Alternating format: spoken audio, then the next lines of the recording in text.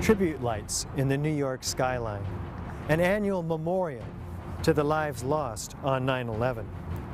Yet there's still more light that needs to shine, revealing truths that their family members deserve to know.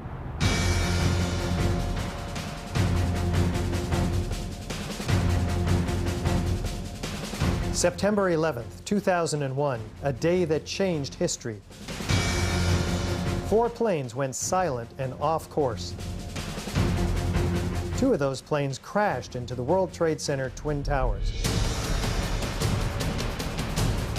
Several columns were severed, and the jet fuel ignited fires that spread over several floors. About an hour later, millions watched in shock as both towers were suddenly and rapidly destroyed, killing almost 3,000 people, for whom truth and justice may have yet to be served.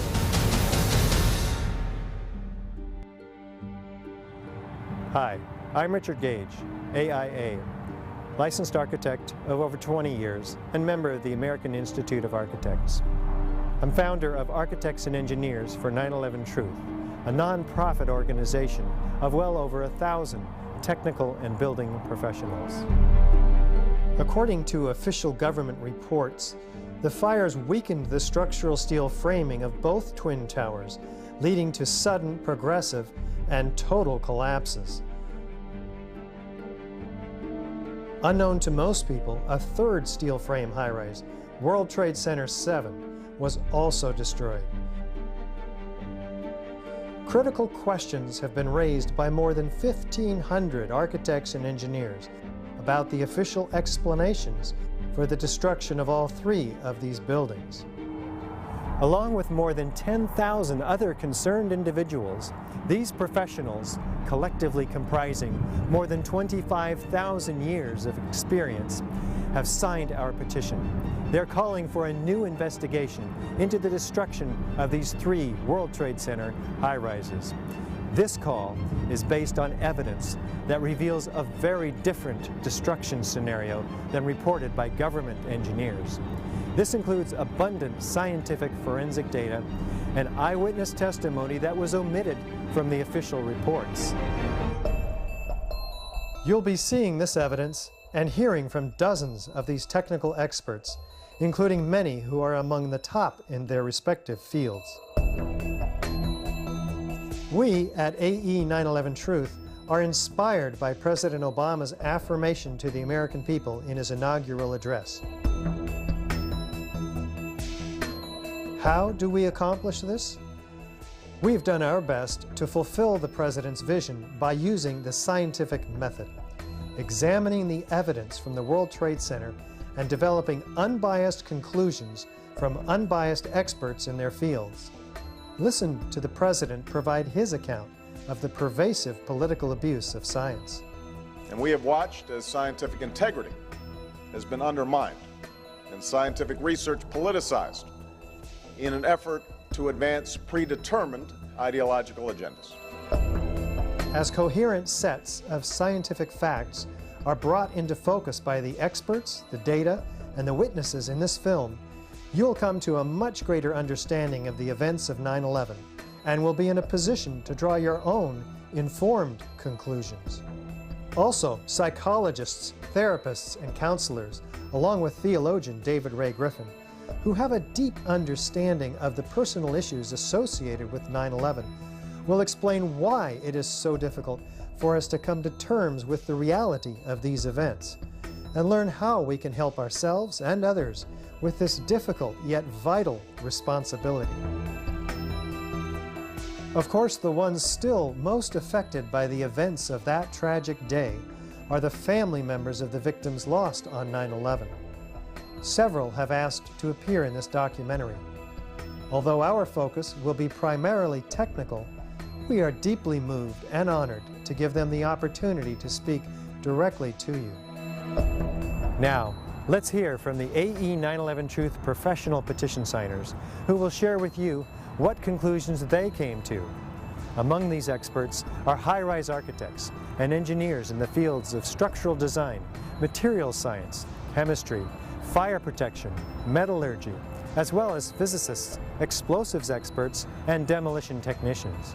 Joining them will be firefighters and 9/11 victims' family members who support our call for a new World Trade Center investigation. Now, let's hear from the AE 9/11 Truth professional petition signers who will share with you what conclusions they came to. Among these experts are high-rise architects and engineers in the fields of structural design, materials science, chemistry, fire protection, metallurgy, as well as physicists, explosives experts, and demolition technicians. Joining them will be firefighters who support our call for a new World Trade Center investigation. I don't want to be involved in conspiracy theories. You know, there are lots of them. They can go on. We can speculate on that forever. What we really need to know is how those buildings came down. My name is Joel Miller, and I have a Bachelor of Architecture degree from Temple University in Philadelphia. And while I was there in Philadelphia, I worked for 2 firms on a couple of high-rise buildings. The 13-story Federal Detention Center for Ewing Cole, Cherry, and Broad.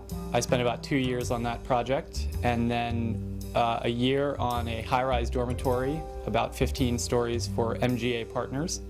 If we are to believe that fire brought down 3 buildings on the same day on 9/11, that's very troubling for all of us in the design professions. Architects, engineers, even physicists. I'm incredulous that this could have happened and very troubled by the implications of this possibility. There are thousands of high-rise buildings in the United States and more being built every day in this country and abroad. As architects and engineers, we have a responsibility to protect people that are users of buildings.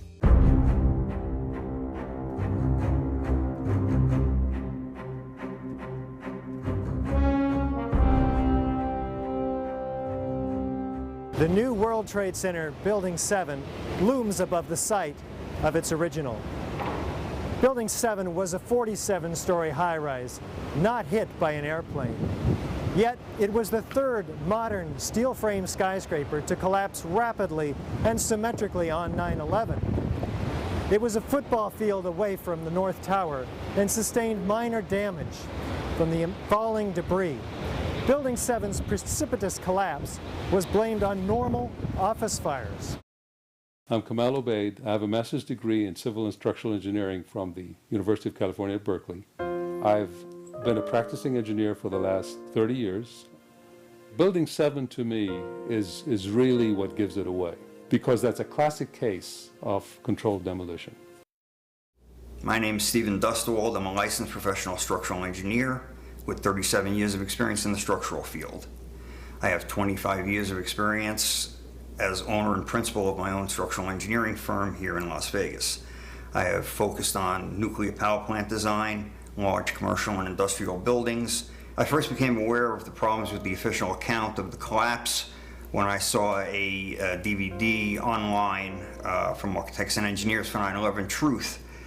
They pointed out various problems with the official story, and the ones that caught my attention were the rapid failure of the connections in order for the building to come down at the rate that it did. My name is Casey Pfeiffer. I am a registered professional structural engineer in San Diego, California. I have a Bachelor of Science degree in civil engineering at the University of Notre Dame.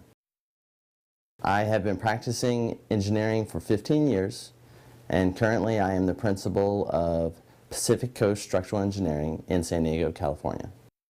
A friend of mine gave me a Blueprint for 9/11 Truth DVD to review, and from that, the evidence that I saw was so compelling that it became obvious that the official story was not correct. I'm William Bryce. I worked for one of the nation's largest design-build construction firms. on commercial and industrial and institutional projects in Boston, New York, Philadelphia, Baltimore areas. As a professor, taught engineering materials, structures lab, and other building-related courses at Vermont Technical College to architectural and engineering students for 20 years. I watched Building 7 fall at an accelerating rate in 6.5 seconds. This was a massive 47-story structure. The only way that a building can accelerate as it collapses is by having pre-engineered, precisely timed, and precisely placed explosives. In other words, controlled demolition. My name is David Topete. I have a Master's of Science degree in Civil Engineering. I am a licensed structural engineer. I design new structures and retrofit existing structures from concrete or masonry or structural steel.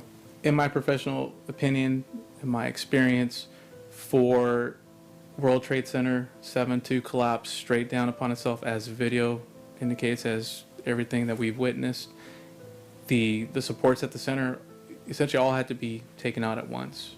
I certainly believe that it had to have been controlled demolition, controlled charges, explosives, something of that type, because it was a sudden failure. I'm Dr. Bob Bowman, Lieutenant Colonel, United States Air Force, retired. Flew 101 combat missions in Vietnam, directed all the Star Wars programs under Presidents Ford and Carter. My PhD is in aeronautics and nuclear engineering from Caltech. I did postdoctoral work at the Von Karman Institute in Brussels, Belgium, in finite element analysis. I taught at 5 universities and colleges, serving as department head and assistant dean. The coup de grace for me was when I found out that Building 7 had collapsed later that day, and when I saw Building 7 come down. To me, Building 7, the fact that it looks like a perfect controlled demolition of an intact building with no visible fires. I mean, that's what I call a smoking gun. My name is Robert McCoy. I'm an architect. I have a Bachelor of Architecture from the University of California in Berkeley in 1963. Been licensed in California since about 1964.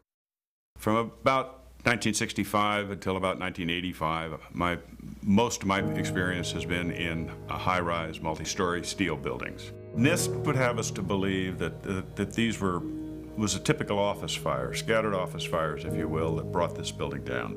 Since the mid-60s, I've tried to follow high-rise fires because they're something we worry a lot about as we design these buildings.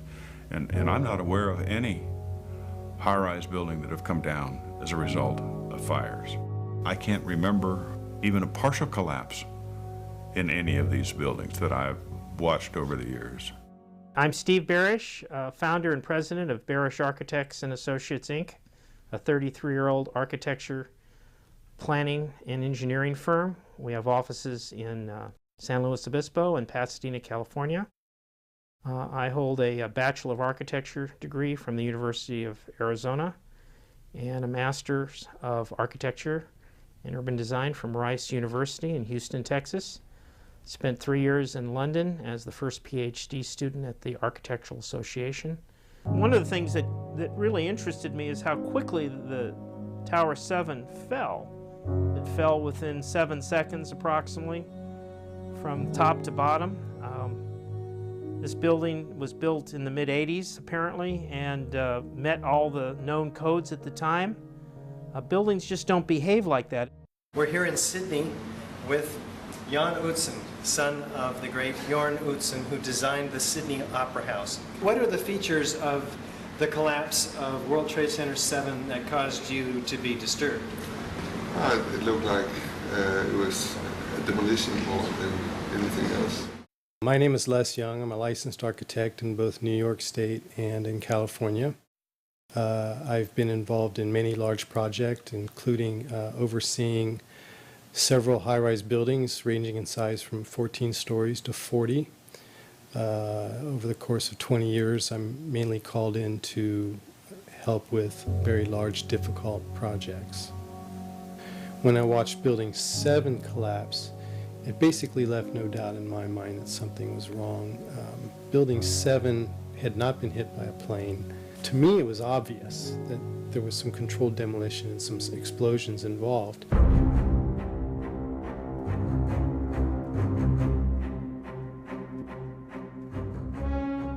Was the structural steel from World Trade Center 7 preserved, documented, analyzed according to standard procedures for investigating engineering failures?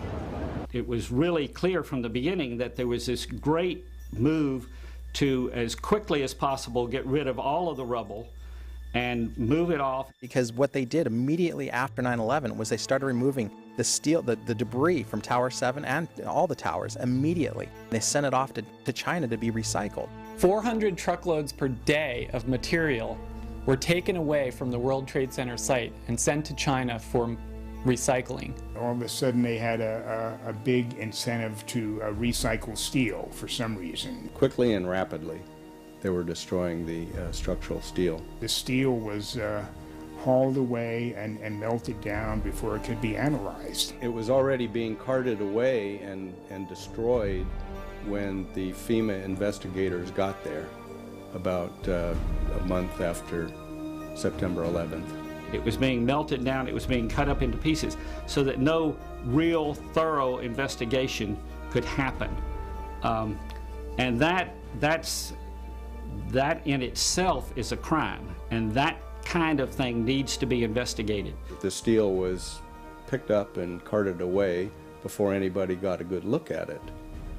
And the destruction of evidence was a criminal act in itself. It would have answered a lot of questions that we can't answer because we don't have the structural steel to examine.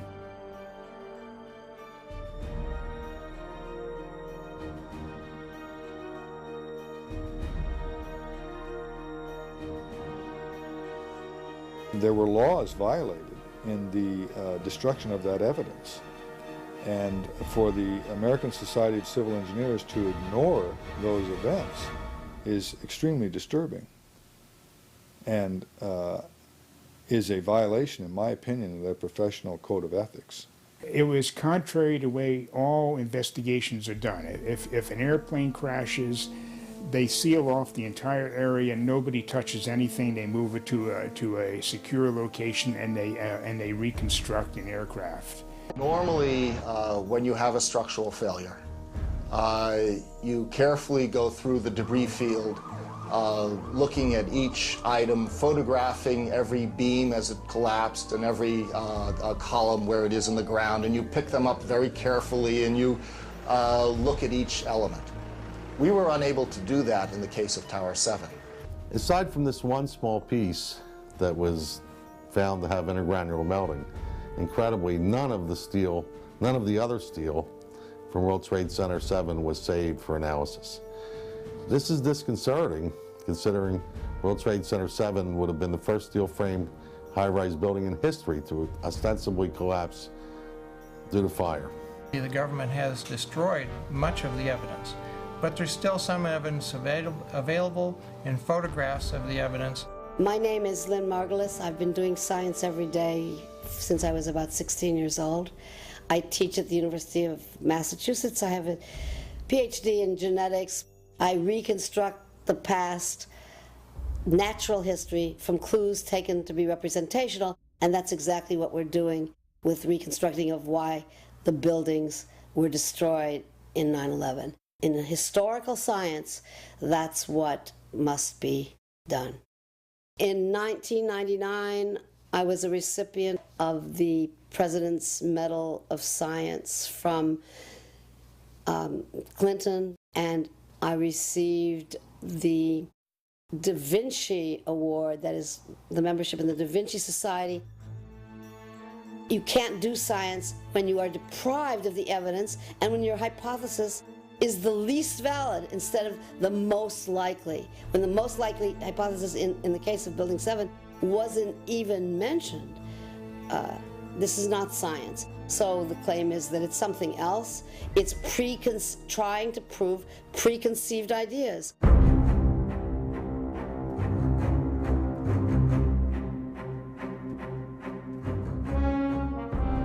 Was a proper investigation performed that might have revealed the use of accelerants or explosives in World Trade Center 7's destruction?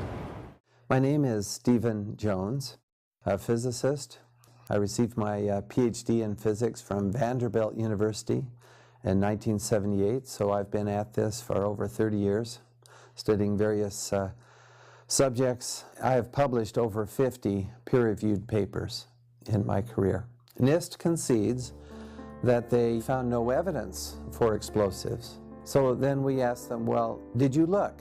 And they said, no, we did not look for explosives or residues of explosives.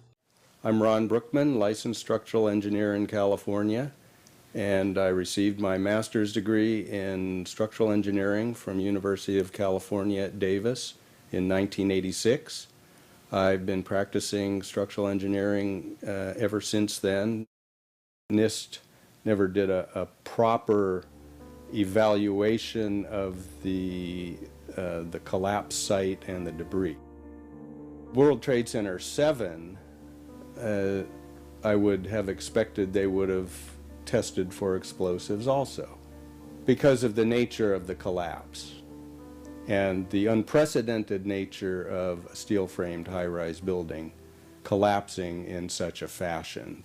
My name is Roland Angle. I'm a civil engineer registered in the state of California. I've been practicing in California since 1967. I'm a graduate of the University of California. And my practice has included, among other things, design and testing of structures that were designed to withstand blasts. Specifically, for instance, the launch facilities for the Minuteman missile system. I was a Green Beret for 6 years during the 60s. I was trained in the use of demolitions, and I blew a lot of things up. One of the things that we did was go out and attack structures, analyze them as to where their weak points were, learn how to place explosives at points that would cause them to fail, and then actually demolish them and analyze our results. So the method of how to attack a structure and cause it to fail with explosives was one of the things that I learned through my military training. Well, the American Society of Civil Engineers was brought into this investigation early on. They did a very superficial investigation of the site. They issued a report without any significant forensic examination, and there were laws violated in the destruction of that evidence. And for the American Society of Civil Engineers to ignore those events is extremely disturbing, and is a violation, in my opinion, of their professional code of ethics. I'm Tony Zambodi. I'm a mechanical engineer from the Philadelphia area with over 20 years of experience in the aerospace industry, where I design structures for aircraft and spacecraft and support equipment. Neither NIST or FEMA followed standard protocol for fire and explosion investigations, or just fire investigations for that matter. National Fire Protection Association Guide number 921 calls for saving the evidence and being prepared to justify why you wouldn't. It also calls for testing for accelerants and explosives when high-order damage is involved. NIST did not do this. NIST is often responsible for generating information which the NFPA guides are written from. It makes one wonder why the NFPA standard would not be followed in this case. NIST has not answered this question publicly. There's national standards that need to be followed. And when I started looking into that, I went into the investigation manual. And so it's called the NFPA 921, and it's the fire and explosion. It's the guide for fire and explosions investigations. And so what it is, it's a national standard. So if an investigator from New York has to come out to the West Coast to help with something, they can fit right in seamlessly into the system and know what their role is and what they need to be doing. And so I went and I got the manual from 2001, and I went back and I looked at the footage from the original days of 9/11. There were all kinds of firefighters and civilians that were reporting explosions. Okay, all right. Here, hold on. You want to call your mother or something?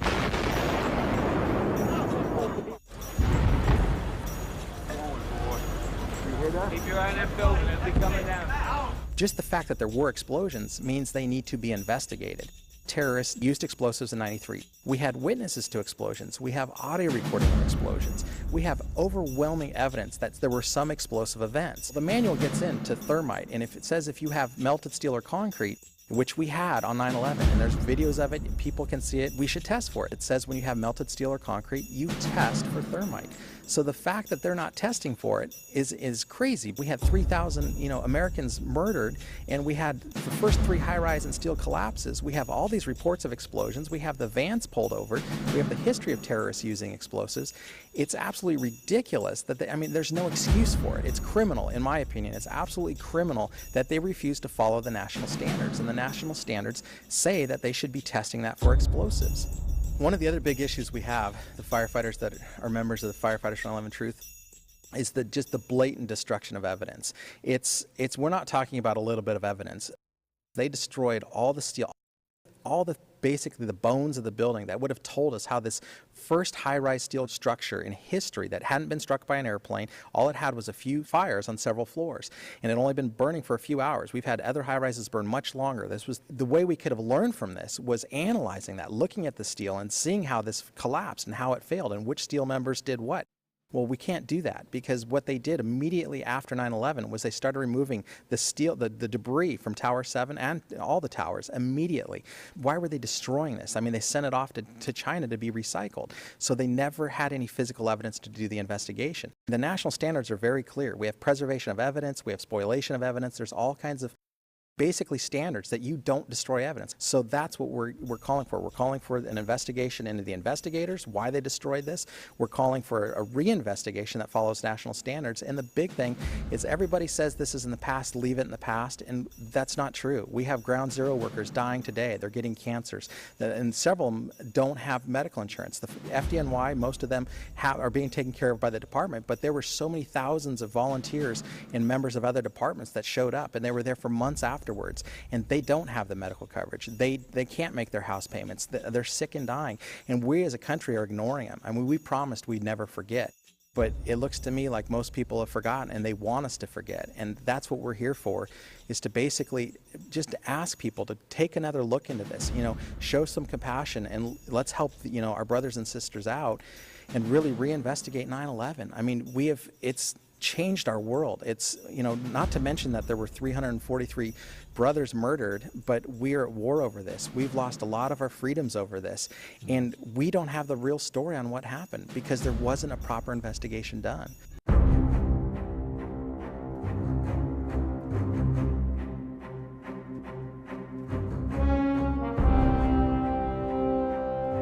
As reported by the New York Times, engineers were baffled by the collapse of Building 7.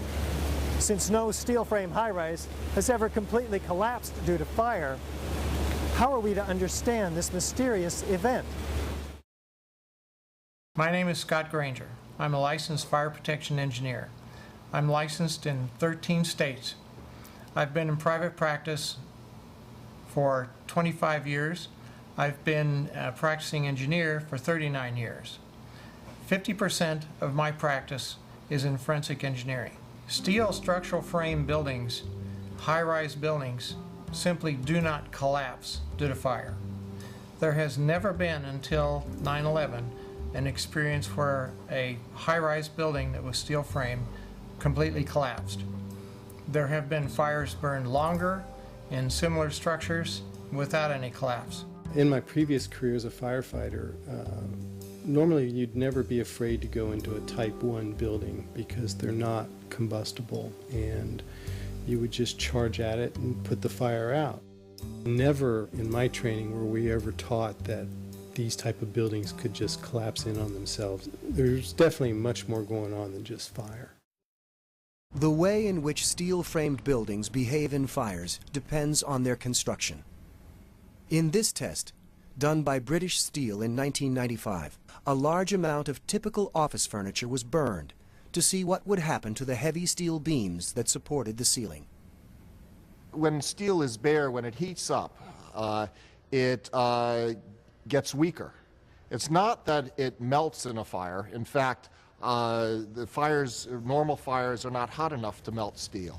Even if you were, for example, to use an unusual fuel like kerosene, you cannot achieve temperatures hot enough to melt steel.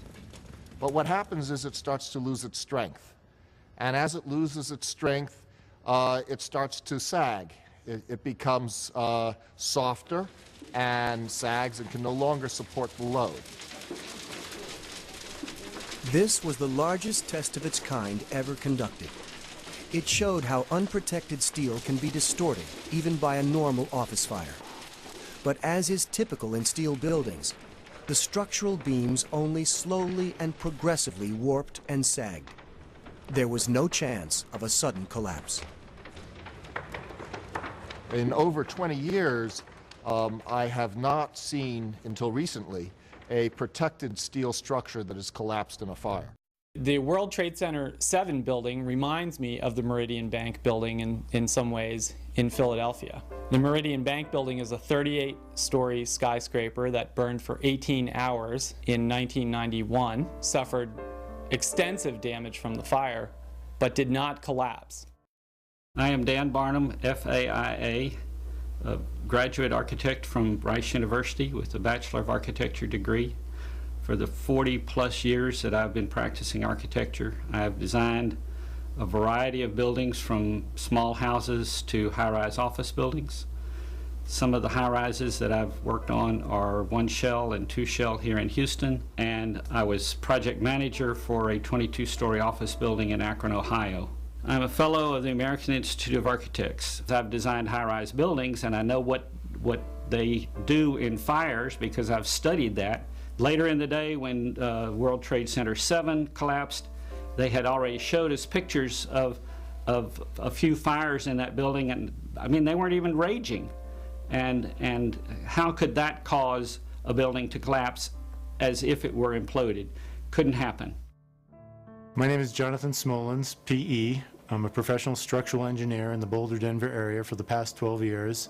And one of my specialties is forensic engineering, including evaluation of structures post-disaster. What happened to those columns to all collapse at the same time?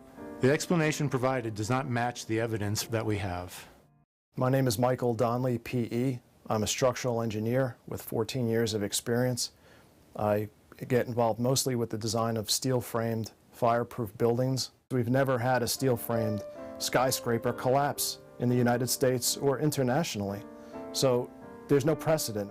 I don't think Building 7 could have collapsed by fire, as NIST tells us that this collapse mechanism, starting with thermal expansion, that worked its way upward and outward through the building, in a matter of seconds, there's not enough time for the building to collapse the way that NIST tells us it collapsed. I'm Ed Moniak, licensed fire protection engineer for at least 25 years, and I work for a number of organizations, city, federal, large insurance companies, consultant, always in the area of fire safety, and with the goal of keeping the public safe and first responders safe. I became fascinated with the government's version of the events on 9/11, because this was totally contrary to everything that I've ever experienced, either working in the field of fire safety or knowing what I know about mechanical engineering. It defies many fundamentals of mechanics and materials and physics and just many fundamental engineering concepts. World Trade Center 7, NIST claims the fires were very large, very hot, and long-lasting, when in reality, observation, which has been researched by many people, shows these fires did not last very long. They were not in the locations where NIST claims they were at given times.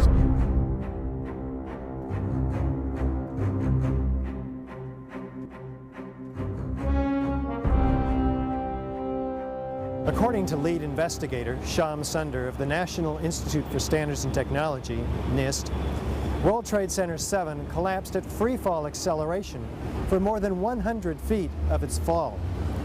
What does the speed of the collapse reveal to us? Essentially, in less than 7 seconds, Tower 7 came down upon itself. Building 7, NIST reports admits fell at the rate of gravity for the first 100 feet. Well, that's impossible unless there's nothing resisting it. It's just like taking your car keys out and just dropping them. That's how fast the building came down, for over 100 feet. And the only way you can get that is when there's zero resistance. And so what we're looking at is a building just coming straight down, falling right through itself with zero resistance. Buildings don't have zero resistance, which is why you feel comfortable walking into a building. A building cannot do free fall with a huge steel structural system in place to support it without it being blown up. That's the only way it could come down at free fall. The failure of all these connections as the primary means of structural failure is inconsistent with a natural gravitational collapse and indicates the presence of other agents which would dismember these connections. I'm David Chandler. I have a bachelor's degree in physics from Harvey Mudd College and a master's in education from Claremont Graduate University and another master's in mathematics from California Polytechnic University. I've been teaching for over 30 years. I'd heard people say, well, it came down at free fall or close to free fall and so forth, so I decided I'd measure it myself. I have a tool that I use in teaching, which allowed me to take a video and put a dot on each frame to follow the motion of things. And so you can measure speeds and accelerations and it'll do the analysis. One of the fundamental laws of nature is the conservation of energy. In order for it to be falling down with zero resistance, it means that resistance had to have been removed by something else. Now, NIST claims that the columns were buckling in the first several seconds before the free fall occurred. Now, I don't see how that's possible. And in the final report, they modified it, they tried to doctor it up. They still tried to say that it was essentially correct, but then they modified it and they actually admitted there was a period of free fall involved. But they never changed their model. Like, how do you all of a sudden allow for free fall when they just got done explaining how it couldn't have been in free fall? If I were a scientist in this, I'd be embarrassed to try to put forward something like that. It was clearly a fraudulent argument. In other words, NIST is telling us that the building below it ceased to exist for the first few seconds of the collapse of the building. Well, things in physics just don't cease to exist and cease to resist the forces that are on them. Free falling for 8 stories. So, we know that happened.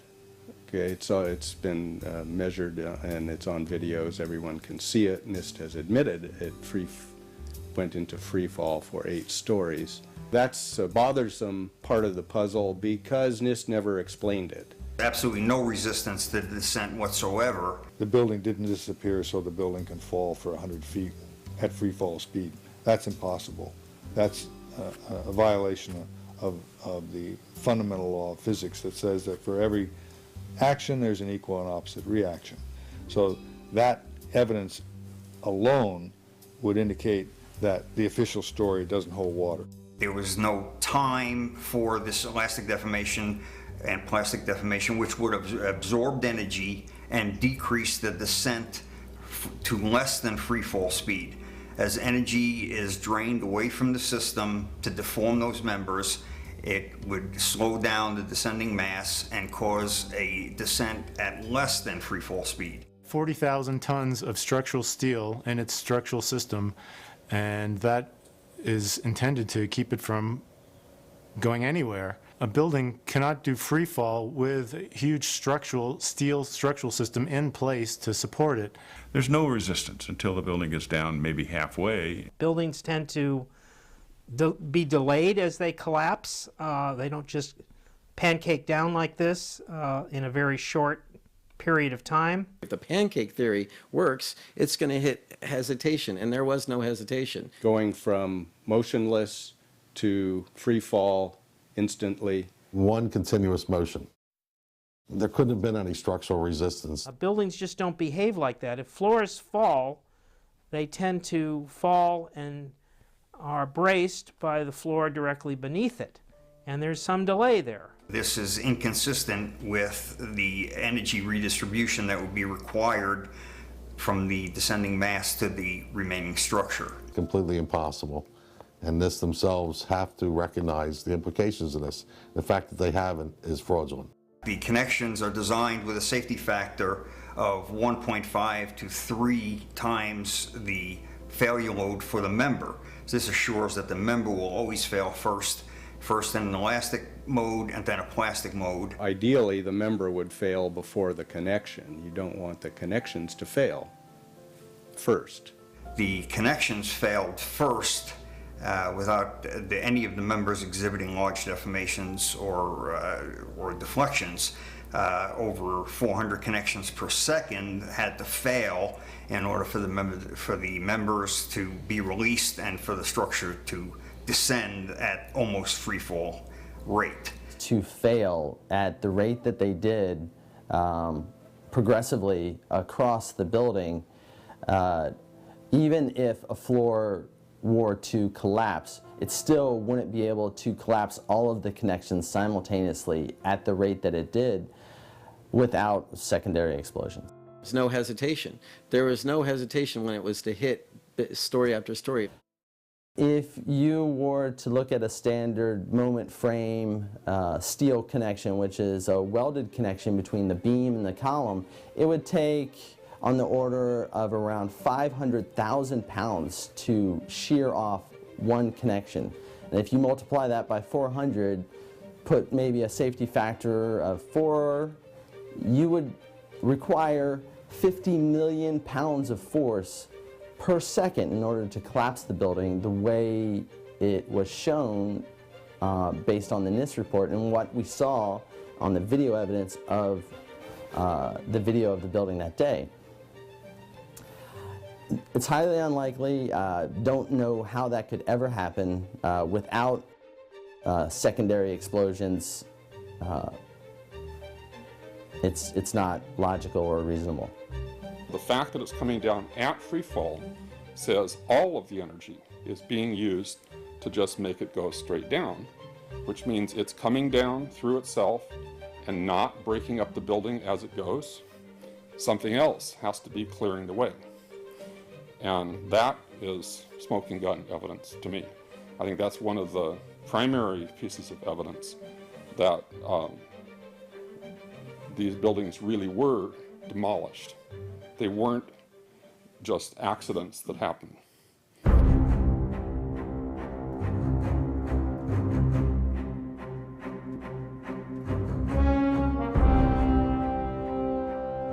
We might anticipate that an unevenly damaged building would fall over. Yet, videos of the collapse of Building 7 show a fairly symmetrical fall. How do we make sense of this? The exterior of the building comes down fully, symmetrically, and at one time. Both sides of the building come down completely. This is fully indicative of full structural support being removed for at least 6 stories. That could not happen by fire. If there was some fire in one corner, it would have collapsed maybe in that corner, but not the total building free falling. Got that corner's going to want to topple over, but we didn't see that. We saw it come straight down. If the buildings had come down by fire, we would have seen a more natural progression of collapse. We may have seen, the buildings actually topple over to one side, certainly not coming down in its own footprint. And clearly a more asymmetrical pattern should have been present. I'm Kathy McGrade. I have a bachelor's in metallurgical engineering from New Mexico Institute of Mining and Technology, which I got in 1979. I then spent the next 30 years with 3 startup companies. The symmetry is the smoking gun. It cannot happen that when you have asymmetric damage, you will get a perfectly symmetrical collapse. It would not have been a uniform collapse. The building might have partially fallen over, but the building would not have collapsed as it did. This doesn't make any logical sense. For it to come down straight down upon itself, you would need to basically take out the supports at the center, at the core. The exterior columns on the outside as well as on the inside, at the bottom would have to be severed almost at the same time. In my professional opinion, in my experience, for World Trade Center 7 to collapse straight down upon itself, as video indicates, as everything that we've witnessed, the supports at the center essentially all had to be taken out at once. Well, that's another indicator that this NIST report is very suspect, because I would have expected in a classic implosion, as I've seen numerous times, is the core to fail. My name's Tom Sullivan. I worked for Controlled Demolition Incorporated, CDI, the top-rated explosives demolition firm in the world. As an explosives loader, my job was to place explosives in the buildings to prepare them for demolition. I was licensed while in New York by the New York Fire Department to handle explosives. And I worked on major projects such as Seattle Kingdom, the Three River Stadium, Philadelphia Naval Hospital, and Keyspan gas holders in New York. I would expect the center of the building to start moving first, and then as the implosion progresses, then the sides come in, then the rest of the building is involved. What I saw, it was a classic implosion. The center of the core, the penthouse area, starts to move first, and then the building follows along with it. And there were so many columns in the building that were not affected by either the fires or the impact damage, and they all came down just at once. So it's a little disheartening, and it's implausible. When it's all finished, the outside walls from the lower floors are piled one on top of the other right in the middle of the building. Just like a house of cards if it were coming down. Logic tells you that if you have a single failure at some random point in the building, that the entire building is not going to collapse. The collapse would have been a chaotic, random event. The building would have partially collapsed, possibly, but it didn't. There was a total collapse, and there's very few things that could explain that, none of which are addressed by the NIST report. According to NIST, the failure occurred at column 79 on level 12. This means basically they're talking about a single columnar collapse or failure that resulted in a total collapse of the building. That just does not make any sense. As a structural engineer, I don't believe that the failure of one column would normally bring down an entire building in the way we saw World Trade Center 7 come down, because of redundancy, because of all the other columns in the building that were not affected.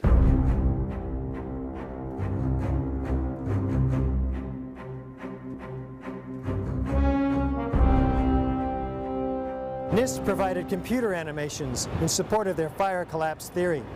But what do independent engineers say about these animations? When you observe the footage of how the building failed, and when you look at the animation of the failure, and compare that to what you actually observe in reality, I think they disprove their own theories. It is impossible for it to fail the way they said. I've seen the animation sequence from the National Institute of Standards and Technology for their model, their mathematical model of the collapse of building number 7. And they have the inside members, the one column gave way, which they claim resulted in the collapse of all the surrounding members, and then this precipitated a global collapse. The NIST computer model, actually, they had done a bunch of finite element models of the connections, individual connections, so they had connections failing before the members failed. 4-part connections, when 3 of the 4 parts failed, they considered it to be all failed. The exterior of the NIST World Trade Center 7 computer simulation model, which they put together to try to explain their theory, shows large, very large deformations which are not observed in the video of the actual event. Yet they don't attempt to explain this in the report on why their model doesn't represent or replicate reality. What's actually happening with the NIST computer model, it's behaving like a natural collapse would. It would be deforming the exterior of the building if the whole interior was collapsing prior to the exterior. What we're seeing is what would happen in a natural collapse, and what we see on the real video is not a natural collapse. So I think that the NIST model is flawed.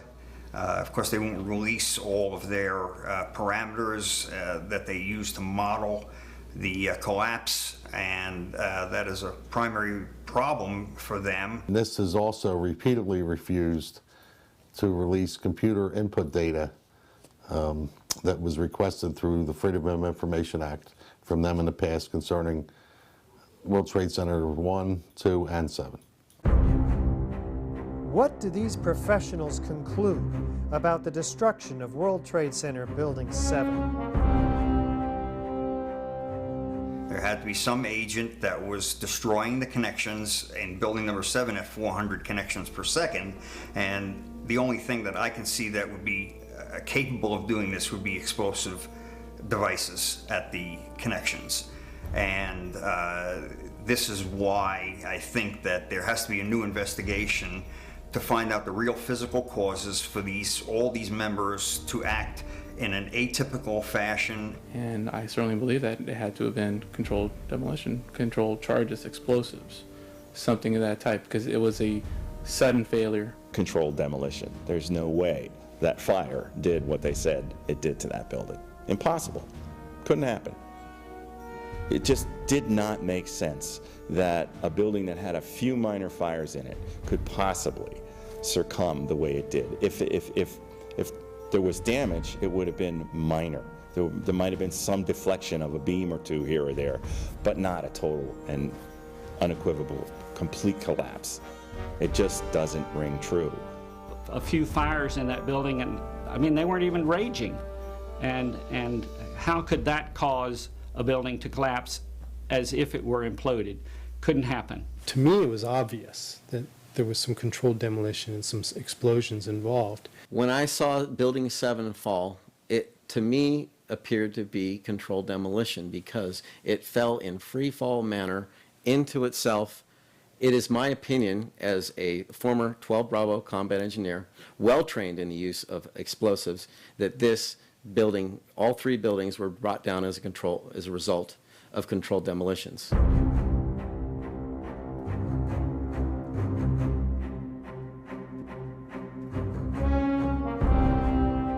This is the original site of the World Trade Center Twin Towers.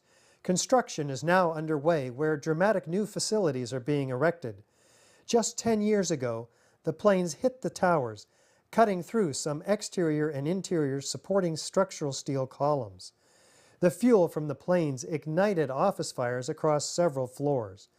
According to the official reports, the structural steel frame was weakened and failed, causing a total progressive collapse of each tower. Does the official explanation make sense? Was there a comprehensive investigation that examined all of the evidence? Let's look at the details. These buildings were designed to take multiple impacts from airliners. I walked into the office and the first words that I heard was, "A plane's just run into the World Trade Center." And my initial thought was, well, that's okay. It's built to withstand a 707. He stated that the fuel would be dumped into the building, but the building would still be there, although most of the fuel blew out the opposite side of the building.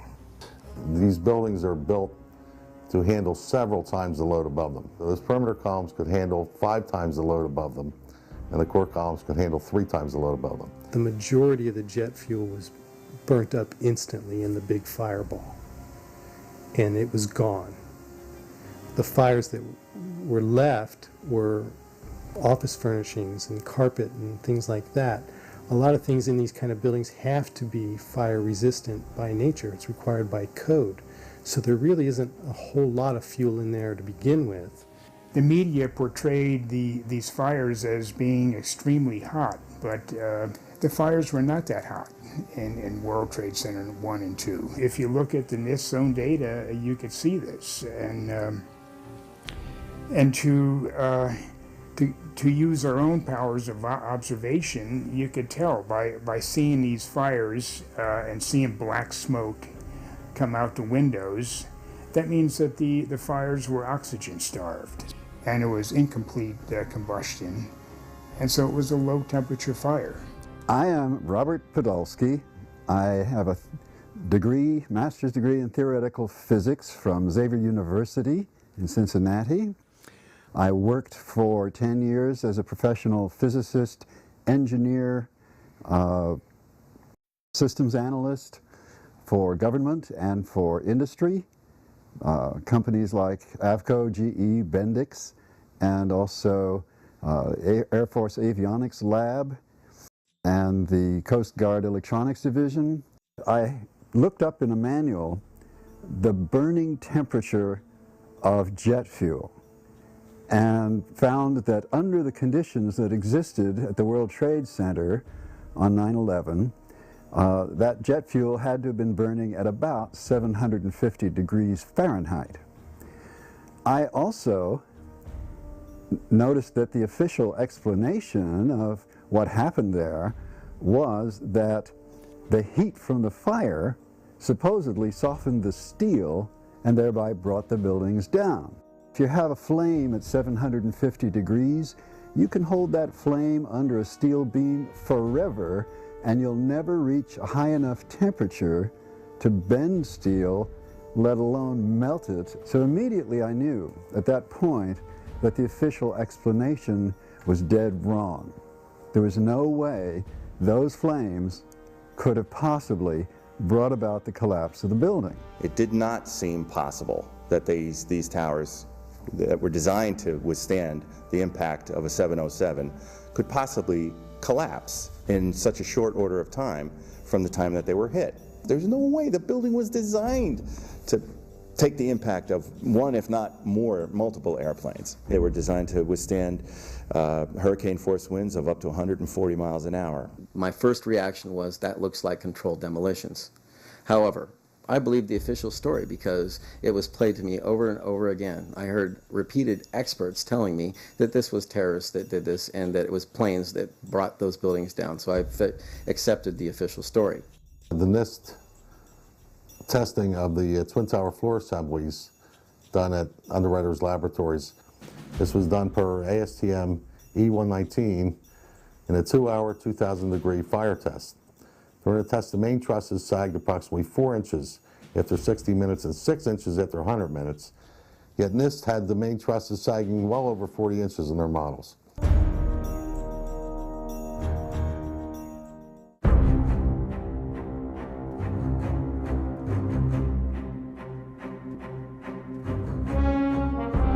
Rather than a slow groaning collapse that we might anticipate, the Twin Towers show in the videos a very rapid, sudden onset of destruction.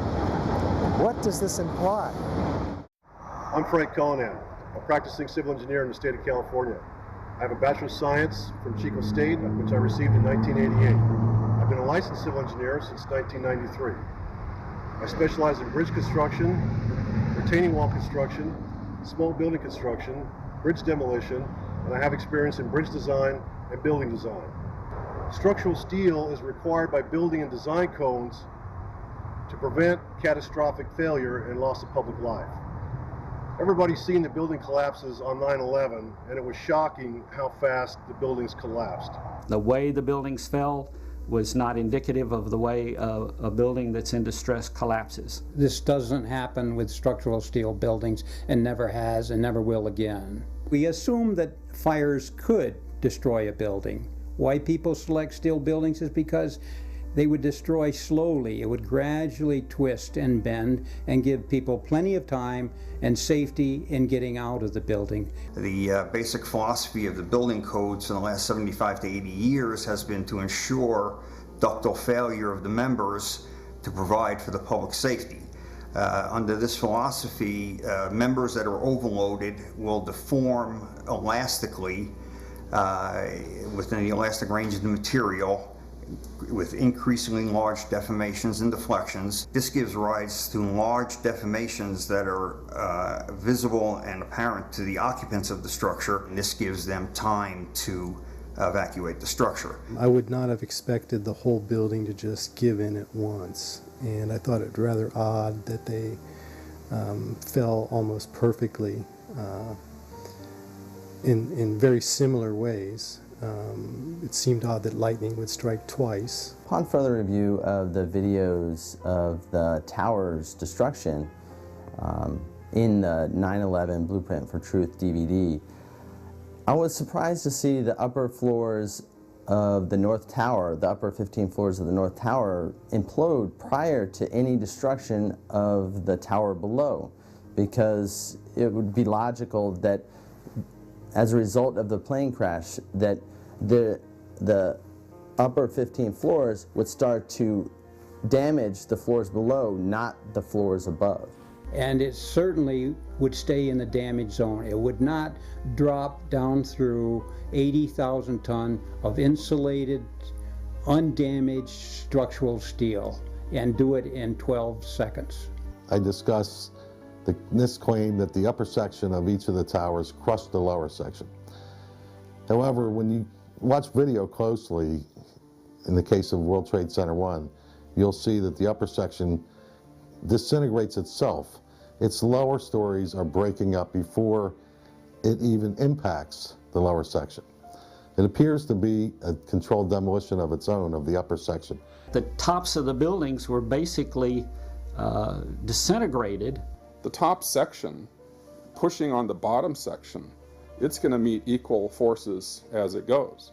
Both sections are going to be demolished at the same rate. So by the time you've crushed up 15 stories below it, the top 15 stories are also going to be crushed. And so there's nothing left now to crush the rest of the building. So there's so many paradoxes here. A little tiny chunk of the building can't possibly fall and crush the entire structure below it. Well, there's demolitions done in France which use what we call the vernage technique, where they take out a couple floors worth of columns with hydraulics. They take the columns out and they let the building, the upper section of the building, drop 2 full floors. And when it impacts the lower section, there's a very definitive, observable jolt, deceleration, and velocity loss. You're looking for a jolt, that this thing, if it actually comes down and hits, you should be able to see the point at which they actually impact, because it would actually slow down the motion of the falling block. And you can see it in the graph. It is not there in the case of the North Tower. It never slows down. It accelerates the entire time. And that was what was extremely significant. So I published a paper about that. It's in the Journal of 9/11 Studies. And so if you had the top section acting like a pile driver, if in fact it actually hit and made an impact, it was effectively crushing anything, pushing hard on this core structure below it, the core structure is going to push back equally hard. And that's what's going to cause the top section of the building to slow down. But the fact that it's constantly accelerating downward is evidence that it didn't slow down. It's not actually hitting and engaging with the structure below it in any way that could demolish it. The top section is not crushing the bottom section of the building, or it would meet resistance. I am Richard Heumann. I am a retired professional electrical engineer. I went to Brooklyn Polytechnic Institute and received the Bachelor of Electrical Engineering degree in 1954. I worked for Joseph Flooring for 41 years and was Principal Chief Electrical Engineer for the World Trade Center complex. I was very familiar with the Twin Towers elevator systems because we took over conceptual maintenance and improvements of the elevator systems after the project was completed. I actually ran and rode up and down elevator shafts on the top of a car going 1,200 feet a minute. You could imagine the experience. I'm very familiar with the interior structure that surrounded the elevator shafts and the accessibility which the elevator companies had 24/7. The only way that I can see that the towers could have collapsed is that the interior columns were compromised. In Tower 1, unless my eyes were deceiving me, before the tower started collapsing from the top, the antenna started to fall. And the antenna, of course, was over the middle of the elevator shafts. And, of course, their access to the elevator shafts gave them total access to the surrounding core columns, the interior of the core columns.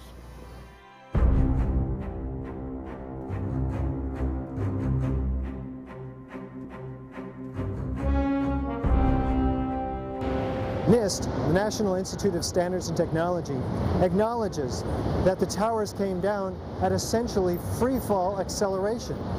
What are the implications of that admission? The measurements have indicated that Tower 1 collapsed in about 11 seconds and Tower 2 collapsed in about 9 seconds. And the argument goes that this is essentially the rate at which free fall would happen.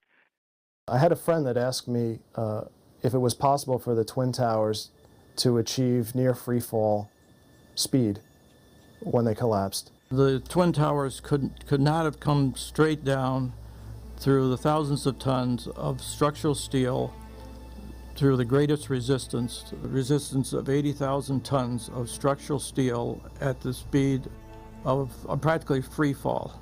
That just would not happen. There are columns of steel around the exterior of the building and within the core, all of which are there to prevent the thing from falling down. And so even if something falls on it, it's not going to immediately just go pop, pop, pop, pop, pop, pop like that, floor by floor. It's going to, if it's going to collapse, it's going to have to take some time to weaken the structure below it. This structure was capable of holding 3 to 5 times the weight. And here it is falling through it with a resistance of only 1/3 of its weight. Roughly 90% of the resistance has been removed. And what's happening is the top section is not crushing down the lower section like a pile driver, which is the picture that NIST basically is painting. It's actually falling into material that's already been pulverized, that's offering very little resistance. It's just coming down through pre-pulverized material. One of the fundamental laws of nature is the conservation of energy. There was no time for this elastic deformation and plastic deformation, which would have absorbed energy and decreased the descent to less than free fall speed. As energy is drained away from the system to deform those members, it would slow down the descending mass and cause a descent at less than free fall speed. This is high school physics, and our whole society is being led to believe that these fundamental laws of physics, hard science, don't apply anymore. I think that should really frighten all of us. Over 400 connections per second had to fail in order for the members to be released and for the structure to descend at almost free fall rate. Structural connections not only had to fail nearly simultaneously, but in sequential order. The buildings fall at a speed which can only occur if the structure has been removed, the vertical structure. This block accelerates straight down, or it's picking up speed downward continually. It doesn't slow down, it just continues to gain speed. From what I understand, the buildings actually accelerated as they came down, meaning they were not getting resistance from these massive columns in the center of the core of this building. The core of this building was very heavy.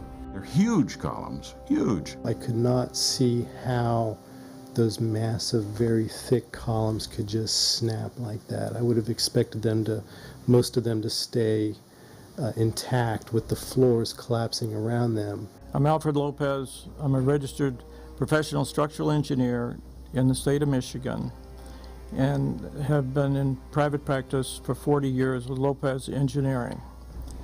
I've worked on several high-rise projects with office buildings above parking decks and high-rise apartment buildings here in the Detroit area.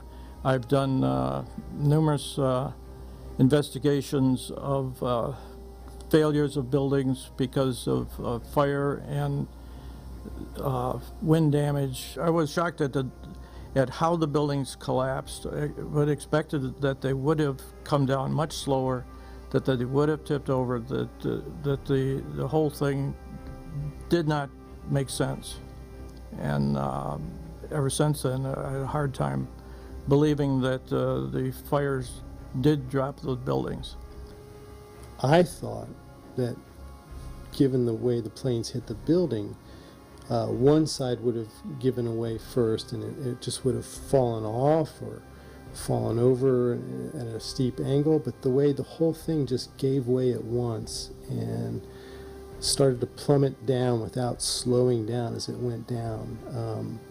Again, just like the controlled demolition I witnessed personally. The area below the damage zone where the planes flew in and where the fire was, that area below that, those 80 or 90 stories, 80,000 tons of structural steel was not damaged in any way. Yet you stood there and watched it destroy itself, wiping out floor by floor all 287 structural columns as if they didn't exist underneath the damage zone.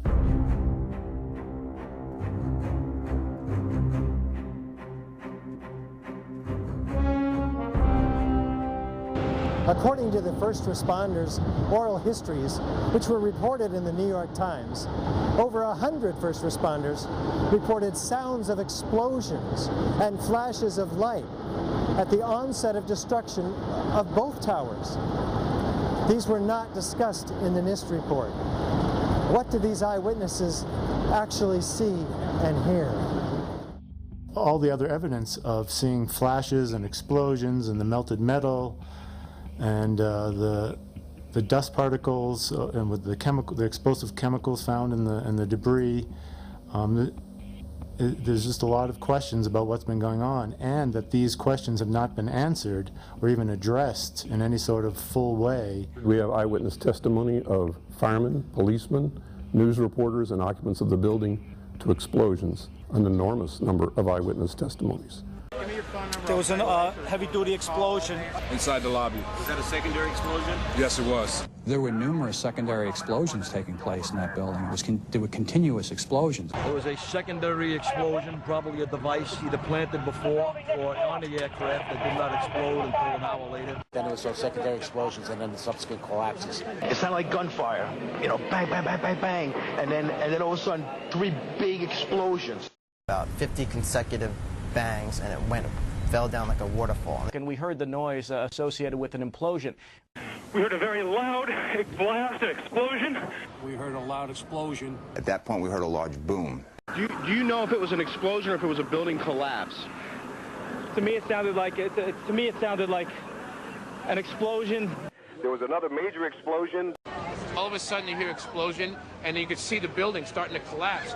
Huge explosion that we all heard and felt. We could hear a rumble, which was about 5 seconds long, preceding the actual collapse, and then a boom when each of those towers collapsed.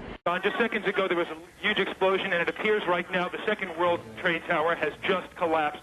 I was about 5 blocks away when I heard explosions. Then you heard from far away, boom, boom. And you heard the boom, boom, boom, boom, boom, boom. It was if they had detonated. Yeah, as if they were planned to take down a building. Boom, boom, boom, boom, boom, boom, boom, boom. And it just started going pop. It just started going boom, boom, boom, boom, boom. And he goes, how fast? I go like firecrackers.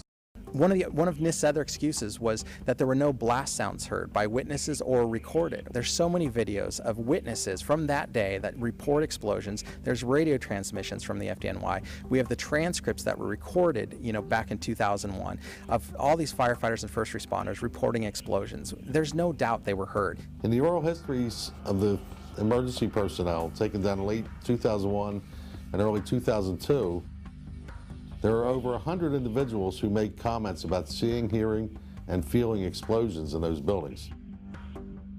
These oral histories were documented well before NIST started their World Trade Center investigation in September 2002.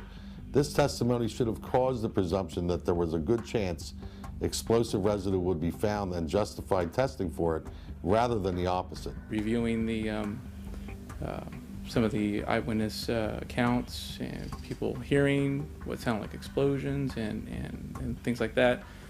Again, it didn't seem very plausible for any other type of cause for such an event. It doesn't look like a collapse. It's like a huge mushrooming, billowing kind of an event. That whole thing looks nothing like a building falling down. It's a building being blown up. And it's being blown up progressively from the top down. That's what the physics shows. NIST acknowledges in their response to a request for correction that they are unable to provide a full explanation of the total collapse. Yet they refuse to consider the possibility that explosives or some other form of demolition device could have been used to cause the collapses of the towers. And the fact that controlled demolition is consistent with all the available technical evidence.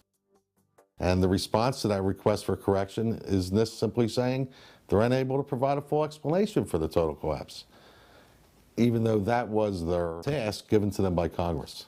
The core structure of the building had to have been destroyed by other means.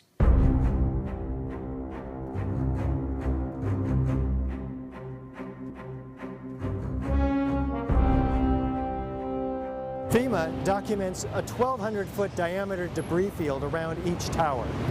Videos show multi-ton steel sections of hundreds of individual steel pieces ejecting out of the towers at 60 miles an hour for a distance of 600 feet.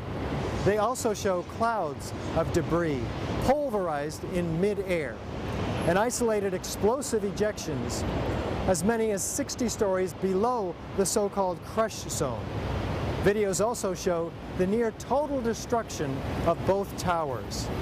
What does all this tell us about the forces and energies involved in the destruction? The spread of debris in a large radius around each tower. What we see is an outward explosion of material beyond the perimeters of each footprint. And this is not expected, and it's not congruent with the reports of our government. Debris that was shooting out for hundreds of feet in all directions, 70 miles an hour, leaving the 80th floor of the North Tower and making a fairly level trajectory, that to me is fairly alarming. Large multi-ton beams were hurled hundreds of yards laterally. Gravity works vertically, not laterally. The number I got was 78 miles an hour.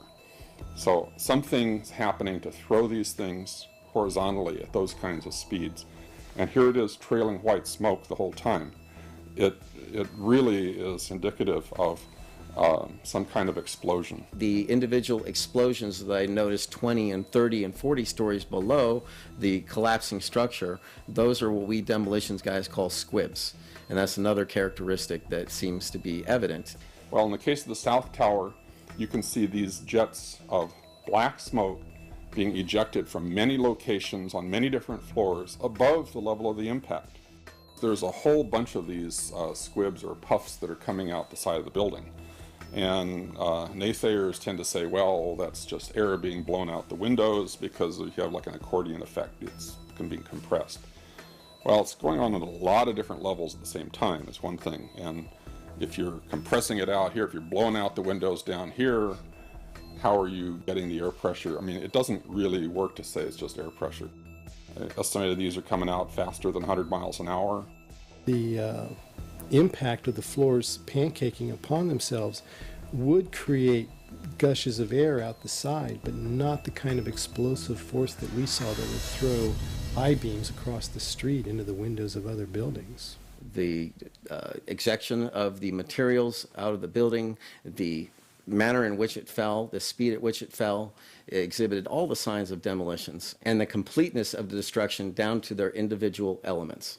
When the South Tower was destroyed, at first it looked like it was going to land in the street or take a building out next to it, and then all of a sudden it disappears in this huge cloud of smoke, which didn't seem to make sense at the time. How can those steel columns, the massive steel columns that they are, supporting that weight of that building, virtually disappear? Why aren't they poking up straight out of that rubble at the bottom of the building? As an architect, I would expect to see larger portions of the building floors, the decking, the steel decking, the concrete topping, much larger remnants of what the structural components of this building was. There were just small fragments of strewn steel components. There should have been much larger pieces for examination on the ground. After all, there was 110 floors in each building, and each floor plate was over an acre in size. The fact that it was all reduced to rubble and powder just did not make sense at all. We have no explanation of how the concrete was pulverized. It takes an enormous amount of energy, way beyond what we have in aviation fuel. There were two substations on the 108th floor, the 75th floor, and the 41st floor, and the 7th floor. At those 8 locations, there were 4 transformers in each substation that weighed over 30,000 pounds. In the substations on the mechanical floors in each tower. The transformers would not explode on their own. They were air-cooled, dry-type transformers. And yet, after the collapse, there was, as from what was reported, there was no evidence of them being found at the bottom of the towers. I wonder why.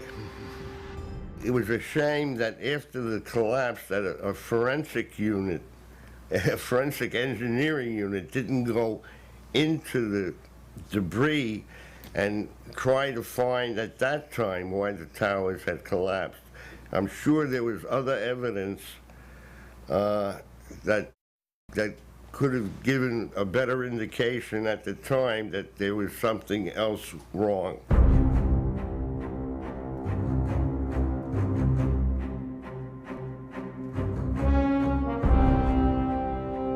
In its report on World Trade Center 7, which came out in May of 2002, FEMA documents in Appendix C steel that has been melted and even partially evaporated, resembling Swiss cheese.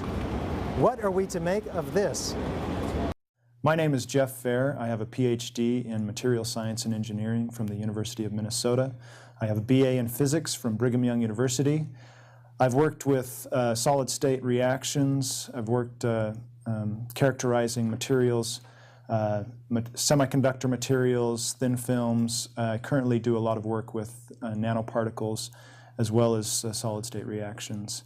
So Jonathan Barnett's study, which I thought was very well done and quite extensive, is all documented by FEMA in Appendix C in their BPAT report that was May of 2002. Unfortunately, it was never used in the NIST report. My name is Jason Cheshire, and I'm a licensed professional engineer in the province of Ontario in Canada. And I have been working in the field of hydrometallurgy for the past 10 years for a major company here in Canada. And I'd like to know why NIST excluded the document from FEMA in Appendix C that documented the evidence of melting steel. Well, why is this not included? Why is this forensic evidence not being included in the report? First of all, let's go back to your basic premise that there was a pool of molten steel. I know of absolutely nobody, and no eyewitness who said so, nobody who's produced it. You'd get down below and you'd see molten steel running down the channel rails. Like you're in a foundry. Yeah, like lava. Like it was lava from a volcano. Actually melted beams where it was molten steel that was being dug out.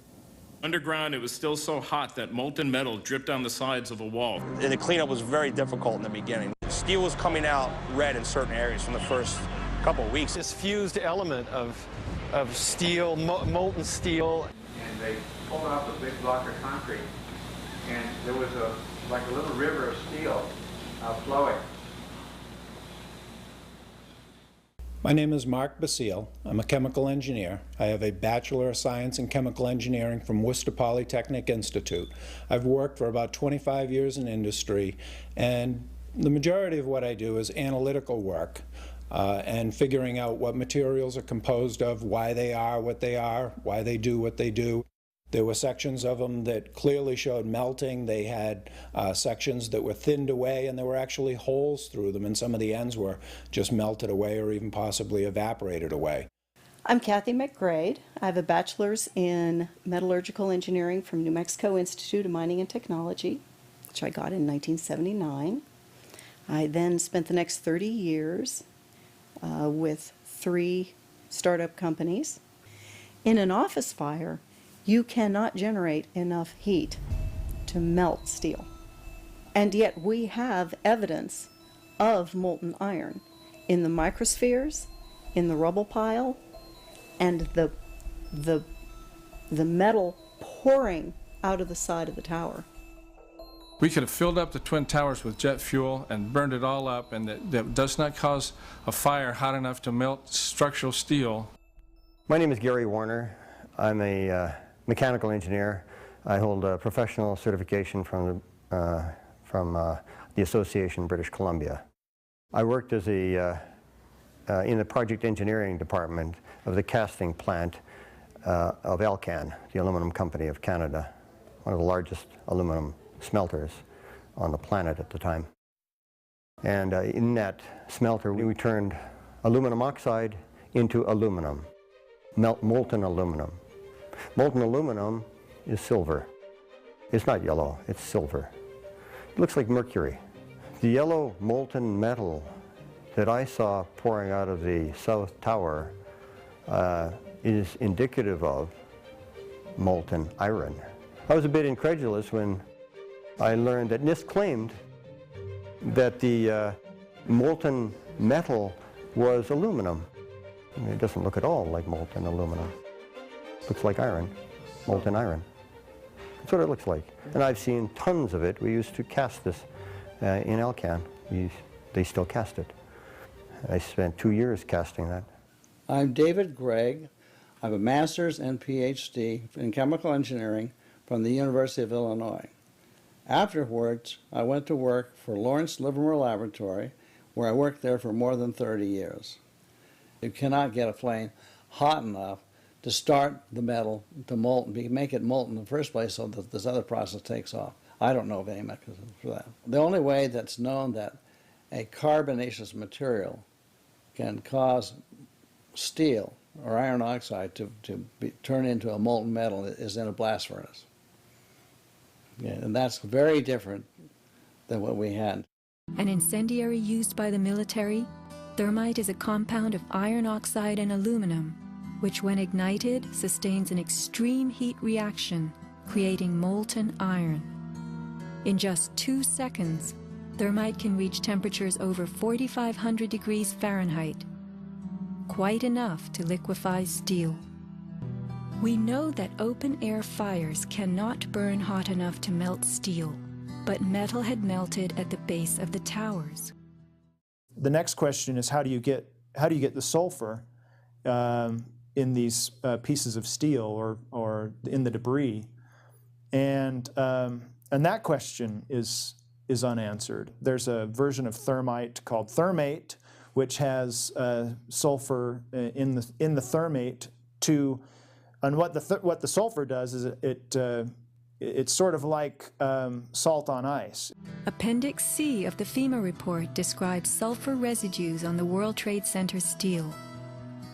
The New York Times called this the deepest mystery of all. Sulfur slightly lowers the melting point of iron, and iron oxide and iron sulfide. And it just basically makes the steel melt at a lower temperature. So instead of having to bring the steel up to 1500 centigrade, you can slice through it with material that's at 900 or 1000 degrees centigrade. And if you do a search on Google for thermite and building demolition, you can find all sorts of wonderful devices that have been fabricated and invented that use thermite for building demolitions. Thermite is, in the old-fashioned thermite, is a mixture of pulverized aluminum and pulverized rust. And if you can get this mixture to react, which is not so easy, it produces tremendous heat, and this is what you call an incendiary. An incendiary is something which can be used to destroy something by the means of heat, while an explosive is something which acts with pressure. It knocks things apart. Now, the old-fashioned incendiary is not an explosive, but it is still used for military purposes for melting iron structures. Practical applications of thermite involve things such as equipment decommissioning in the military. When they have a piece of artillery or a tank or something like that that they don't want to leave behind to the enemy, they throw what are called grenades, thermite grenades down the barrel, let's say. But thermite does not explode. It simply reacts, produces large amounts of heat and molten material. In the case of thermite cutting charges, you would have heard far less noise, since they are worked by thermal heating, melting of the steel, rather than an explosive cutting as in RDX charges. I'm Kim Ireland. I have a degree in chemical engineering from Clarkson University in 1963. After graduating, I served 2 years as a reserve officer in the U.S. Army Corps of Engineers, where, among other things, I had training in explosives such as C4. I was involved in the industrial chemical industry for 20 years with major companies. There were reports of molten steel having been seen in the rubble pile of all 3 buildings, and I knew that jet fuel, which is essentially kerosene, is not capable of melting steel nor iron.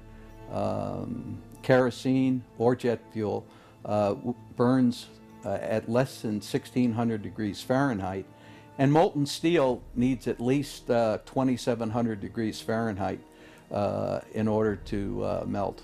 The thing that most struck me about the 9/11 incident was following the incident how overflights had detected with infrared camera 1400 degree Fahrenheit hotspots on the surface of ground zero, and that being there for a week indicates that there was something very hot going on below the surface.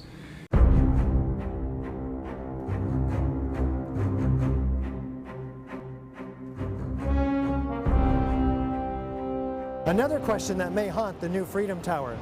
According to USGS, they found as much as 6% of the World Trade Center dust consisted of tiny, previously molten iron spheres.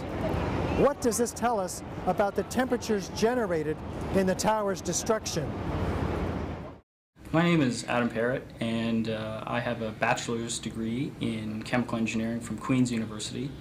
I've been working for an environmental consulting firm for a number of years. When the USGS collected samples of the World Trade Center dust, they found the iron microspheres.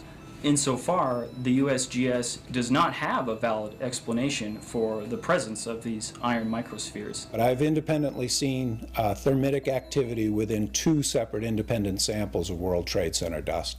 I'm Jerry Lobdell. I'm a retired physicist and chemical engineer.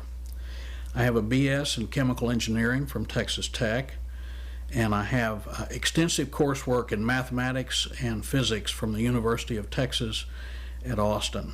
I've had broad experience in analysis and applied research, 30-year professional history spanning physics, chemical engineering, statistical analysis and modeling, and operations research. So what do the microspheres contain? Iron is the main element, and then it has smaller portions of aluminum, sulfur, a trace of manganese, a trace of potassium. Most of them are less than about 1/10 of an inch in diameter, and they're spherical, and they're found in all of the dust blown out of the buildings during collapse, no matter where in Manhattan that dust is picked up. You must have had a much hotter heat source for you to get 2700 degrees Fahrenheit in order to melt the steel, melt the iron, to get these molten spheres. Your heat source must be something like a chemical reaction. an exothermic chemical reaction that reacts, in the case of thermite, reacts at 4,500 degrees Fahrenheit. My contention, based on finding thermite residue in the dust, is that it happened before. It didn't happen after in the fires that ensued in the rubble pile afterwards. It's all the characteristics of the microspheres, along with what I see in the attack of the beams that were actually found, tell me that thermite was involved in melting those steel beams.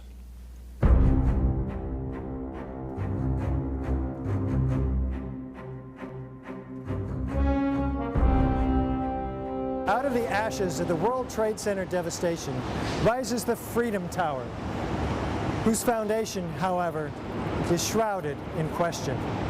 For example, in the World Trade Center dust, an international team of scientists find an advanced form of highly energetic nanothermite composites.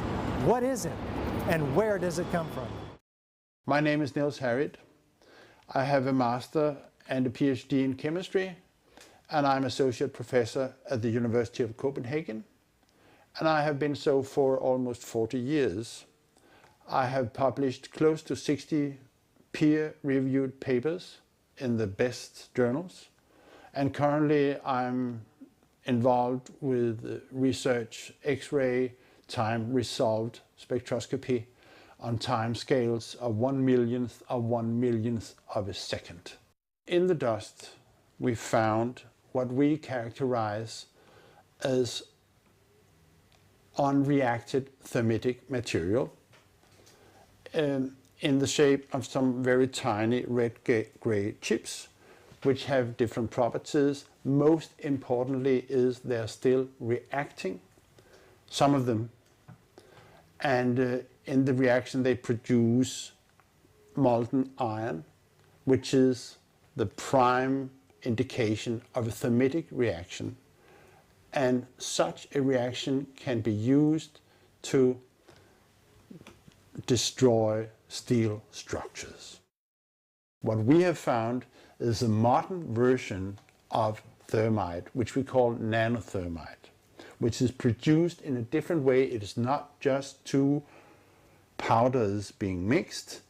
The material is actually built from the atom scale up. We call it the bottom-up procedure, which is what you do in nanotechnology.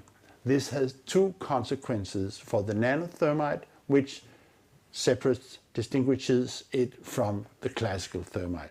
First, the ingredients are much smaller, which means they are reacting faster and they are more easily ignited. The primary elements in the red material are aluminum, iron oxide, as well as silicon and carbon. The iron oxide appears in faceted grains, approximately 100 nanometers across. The aluminum appears in thin platelets, about 40 nanometers thick. It is the small size of the particles involved in this material that allow us to characterize it as nanothermite.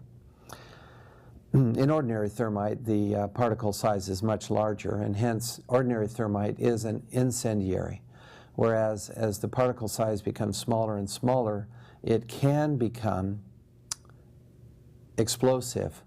Super thermite is sometimes called. This red material contains also a significant amount of carbon, and the formulation of nanothermite as described by National Laboratory Publications also implies the presence of carbon, very typically. The organic is used with nanothermite in order to produce gas, that is a very high pressure gas that makes the nanothermite an explosive. We do have descriptions from the Livermore National Laboratory in particular of how they fabricated this material, but to fabricate it is not so easy. This is discussed in our paper in the Open Chemical Physics Journal, published in April of 2009. So far, none of these papers have been refuted in the literature, the scientific literature. So that means they are unchallenged in the scientific sense. They stand, as an indictment, really, of the official story of 9/11. One of the things I'd like to stress about these chips is that they really shouldn't be there. They're not a natural formed agglomeration of aluminum from the aircraft or materials that were in the building and iron oxide that got knocked off. It isn't just a haphazard bringing together of iron oxide and aluminum, which is the basic components of thermite. This is a material that is made up of nano-sized particles that are all very uniform, very symmetrical. The formulation of the gray chips is nano-sized. This cannot be paint. Paint does not have these exotic properties. It's impossible. We do not know which role is played by the red-gray chips that we found in the dust. But we know, and this was already totally clear before we started investigating the dust, that both explosives and incendiaries were used in the controlled demolition of World Trade Center. This is quite obvious because of other observations, the molten iron and other findings in the dust. This is material that is of military use that really shouldn't be there.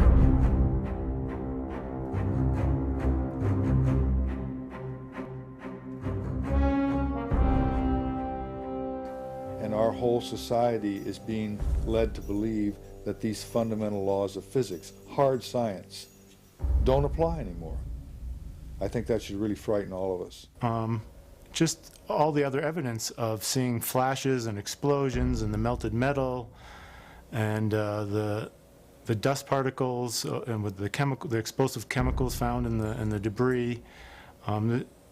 There's just a lot of questions about what's been going on, and that these questions have not been answered or even addressed in any sort of full way. My name is Rick Folks. I'm a structural engineer with over 40 years experience in engineering. I'm a president of my own engineering business here in Arizona since 1983. Prior to that, I was a vice president with prominent engineering firms in the Phoenix area. I have experience designing large structures, including power plant structures, shopping center structures, schools, commercial buildings, you name it. I know structural design, and I know that on September 11th, when I saw those Twin Towers coming down, I knew there had to be more to the story than just a fire causing those failures. That had to be a controlled demolition that we were witnessing. The government has lied to us, and we need to get to the truth. Those victims deserve the truth.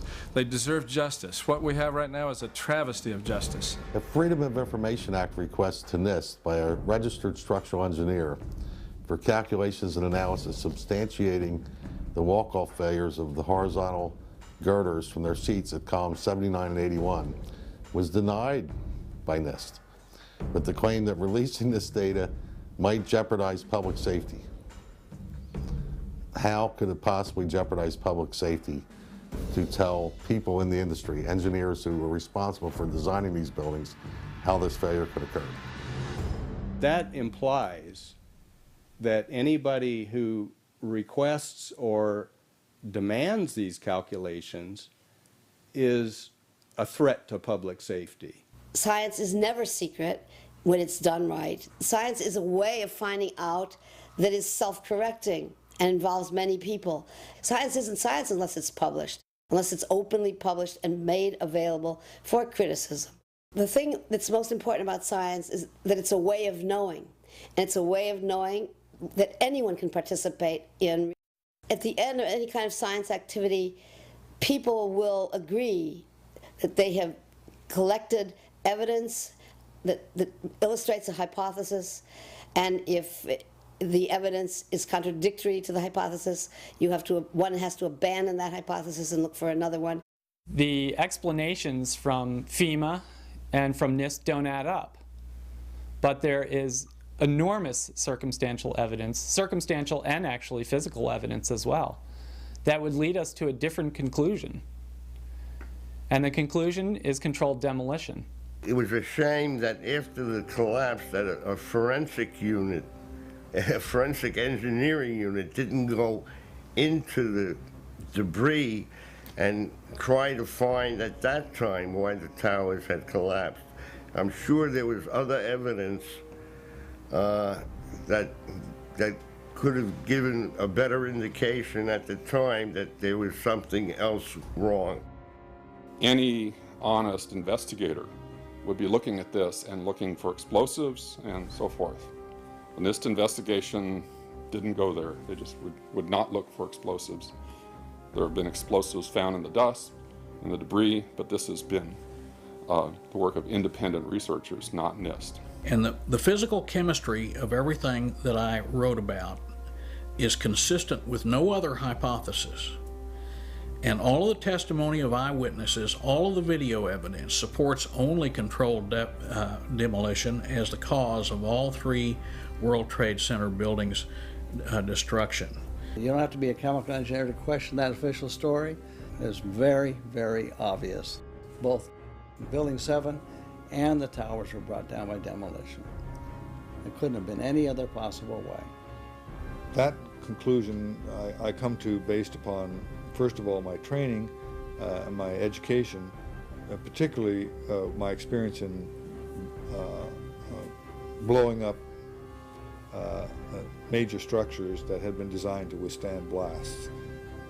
The experience that I had gained in the military and as an engineer was irrefutable. Those buildings were brought down by explosives. Well, the American Society of Civil Engineers was brought into this investigation early on, issued a report without any significant forensic examination. For the American Society of Civil Engineers to ignore those events is extremely disturbing and is a violation, in my opinion, of their professional code of ethics. The only thing that you can say about their participation in this is that it must have been an orchestrated cover-up. So the preconceived notion of NIST is that there's no evidence for explosives, and so there's no point in looking. That is the most unscientific thing that you can possibly think of, not to look because you don't expect to find evidence, and in fact the evidence is overwhelming. They state these conclusions for which there's virtually no evidence, and then they ignore conclusions that can be drawn from the evidence. It is my opinion, as a former 12 Bravo combat engineer, well trained in the use of explosives, that this building, all 3 buildings, were brought down as a result of controlled demolitions. Elevator company personnel had 24/7 access to the shafts, which is the normal time in the evening and early morning hours when they perform their maintenance. And of course, their access to the elevator shafts gave them total access to the surrounding core columns, the interior of the core columns. It took some kind of consciousness raising on my part before I was willing to look at the possibilities. And really, you need to go where the evidence leads. We know we've been lied to about 9/11. We don't know for sure who did it. We don't know exactly how they did everything. And that's why we need a new investigation to find out. But in the meantime, there are things we do know. We do know that there was a massive cover-up, that there was evidence hidden and destroyed. And given these conclusions, what remedy do these professionals recommend? The 3 skyscrapers were taken down in a controlled demolition. And all we're asking for is a new investigation. And the NIST also will investigate the dust for remaining explosives. At Firefighters for 9/11 Truth, that's what we're asking for. We're asking for an investigation that follows national standards. I'm Jody Gibbs. I was licensed for general building and heavy construction as well as architecture over 35 years ago. I was educated at Yale University, the Harvard Graduate School of Design, the Yale Graduate School of Art and Architecture, and I taught at MIT as an adjunct faculty for a number of years in the Graduate School of Architecture. My reasons for looking and demanding and urging people to see that we get a judicial investigation are really very simple. No high-rise steel structure has ever been destroyed by a fire in the history of construction. We have eyewitness testimony of firemen, policemen, news reporters, and occupants of the building to explosions, an enormous number of eyewitness testimonies. Fourth, the buildings fall at a speed which can only occur if the structure has been removed, the vertical structure. Large multi-ton beams were hurled hundreds of yards laterally. Gravity works vertically, not laterally. We also now have the evidence of thermite and thermate explosives. Most of these things were not even mentioned in the 9/11 Commission report. It's for this reason I urge all architects and engineers to look into the matter, look at the evidence that is available, and sign on to the demands of architects and engineers for 9/11 Truth in demanding that we get a judicial investigation. I signed the petition for architects and engineers for 9/11 Truth because I felt it was an organization trying to get at the truth of what in fact actually happened, what brought those buildings down. So what I'm looking for is a new investigation where all of the original information and tests and hypotheses are re-examined, as well as the ones that have surfaced since, the new ones, including the allegations of controlled demolition. I don't think any of us are pointing fingers at this time. We're just saying, let's reopen it. Let's look at it objectively. Let's look at the evidence, not these fabricated computer models and hearsay and all these predetermined conclusions. Let's really open it up again and investigate this thing properly and then come to conclusions. In my 37 years of experience as a structural engineer, I've never seen modes of failure such as have been exhibited in the case of these buildings, and that's why I feel that we need a new independent investigation to explain the destruction of these three buildings. I strongly support an independent investigation into what actually occurred. There are many problems, and in fact, as a forensic engineer, I can tell you that unfortunately, the government has destroyed much of the evidence.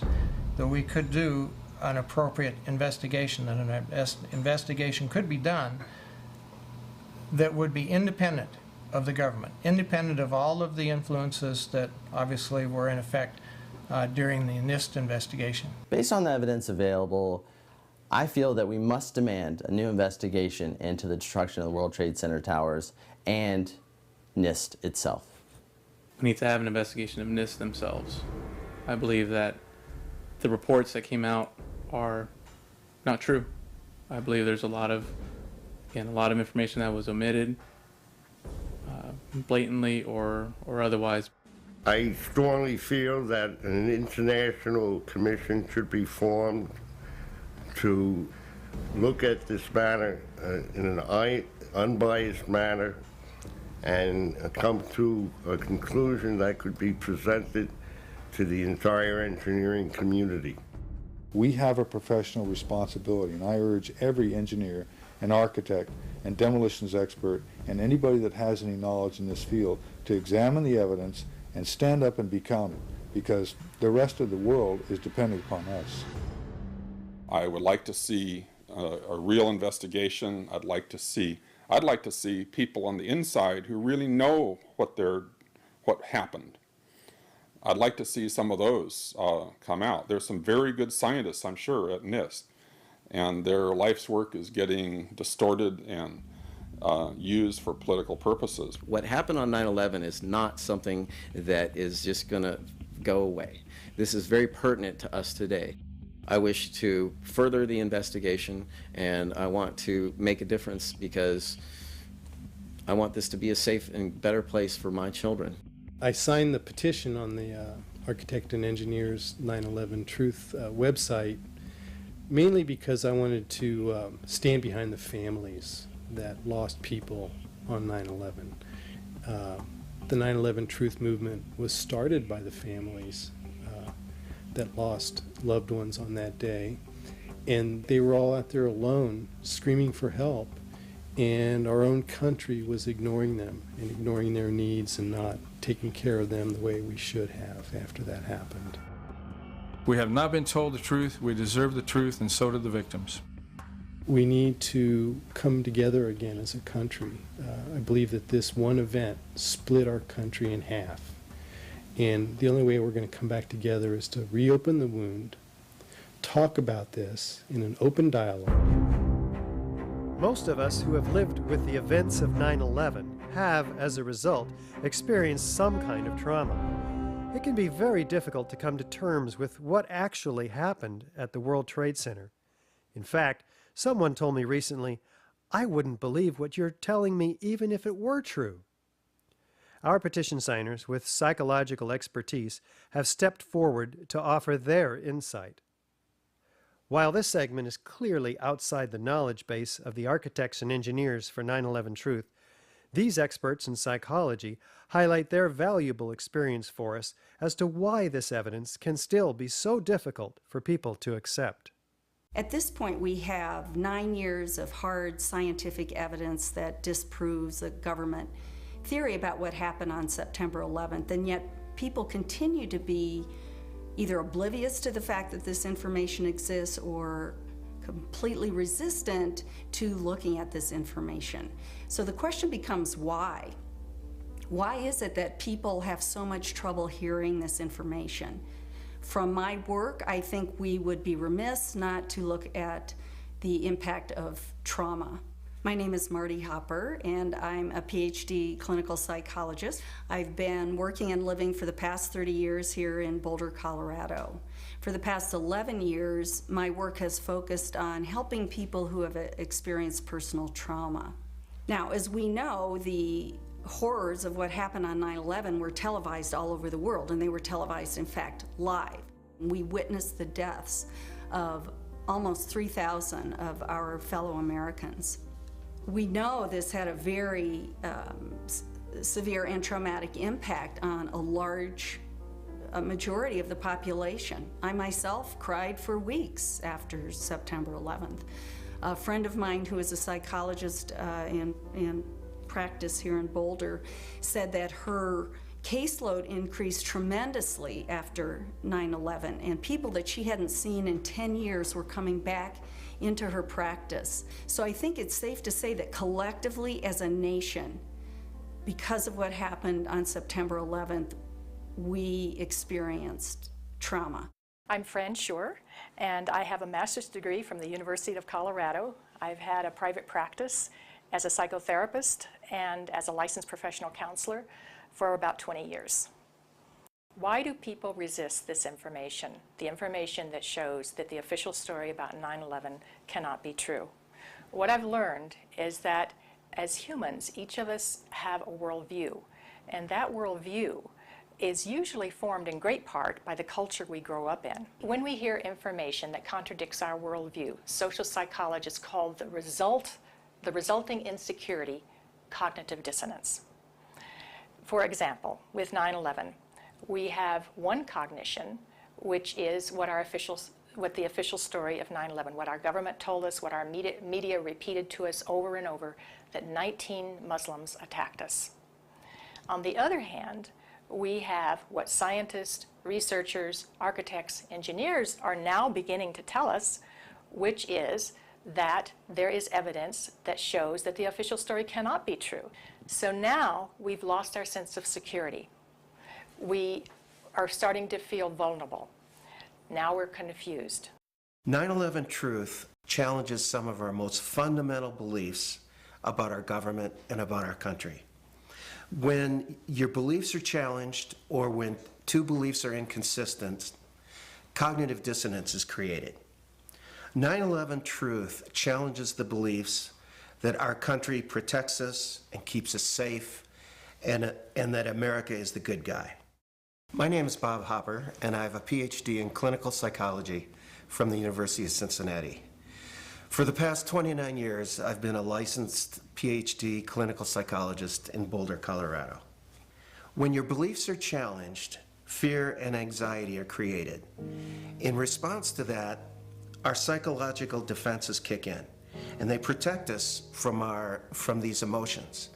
Denial, which is probably the most primitive psychological defense, is the one most likely to kick in when our beliefs are challenged.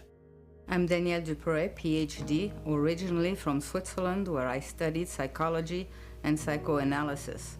For the past 15 years, I've been empowering people who have experienced significant trauma. America is a powerful nation. It has never been attacked. We were confident, we felt secure, and all of a sudden that security collapsed. People started to be fearful. With all those rumors, those news, people didn't know what to think about. And it's a very, very uncomfortable state to be in. And eventually, our mind shuts off. Just like when a computer is overloaded, our minds get overloaded. We can't handle it anymore, and we shut down. It's easier to deny it and move on with our lives.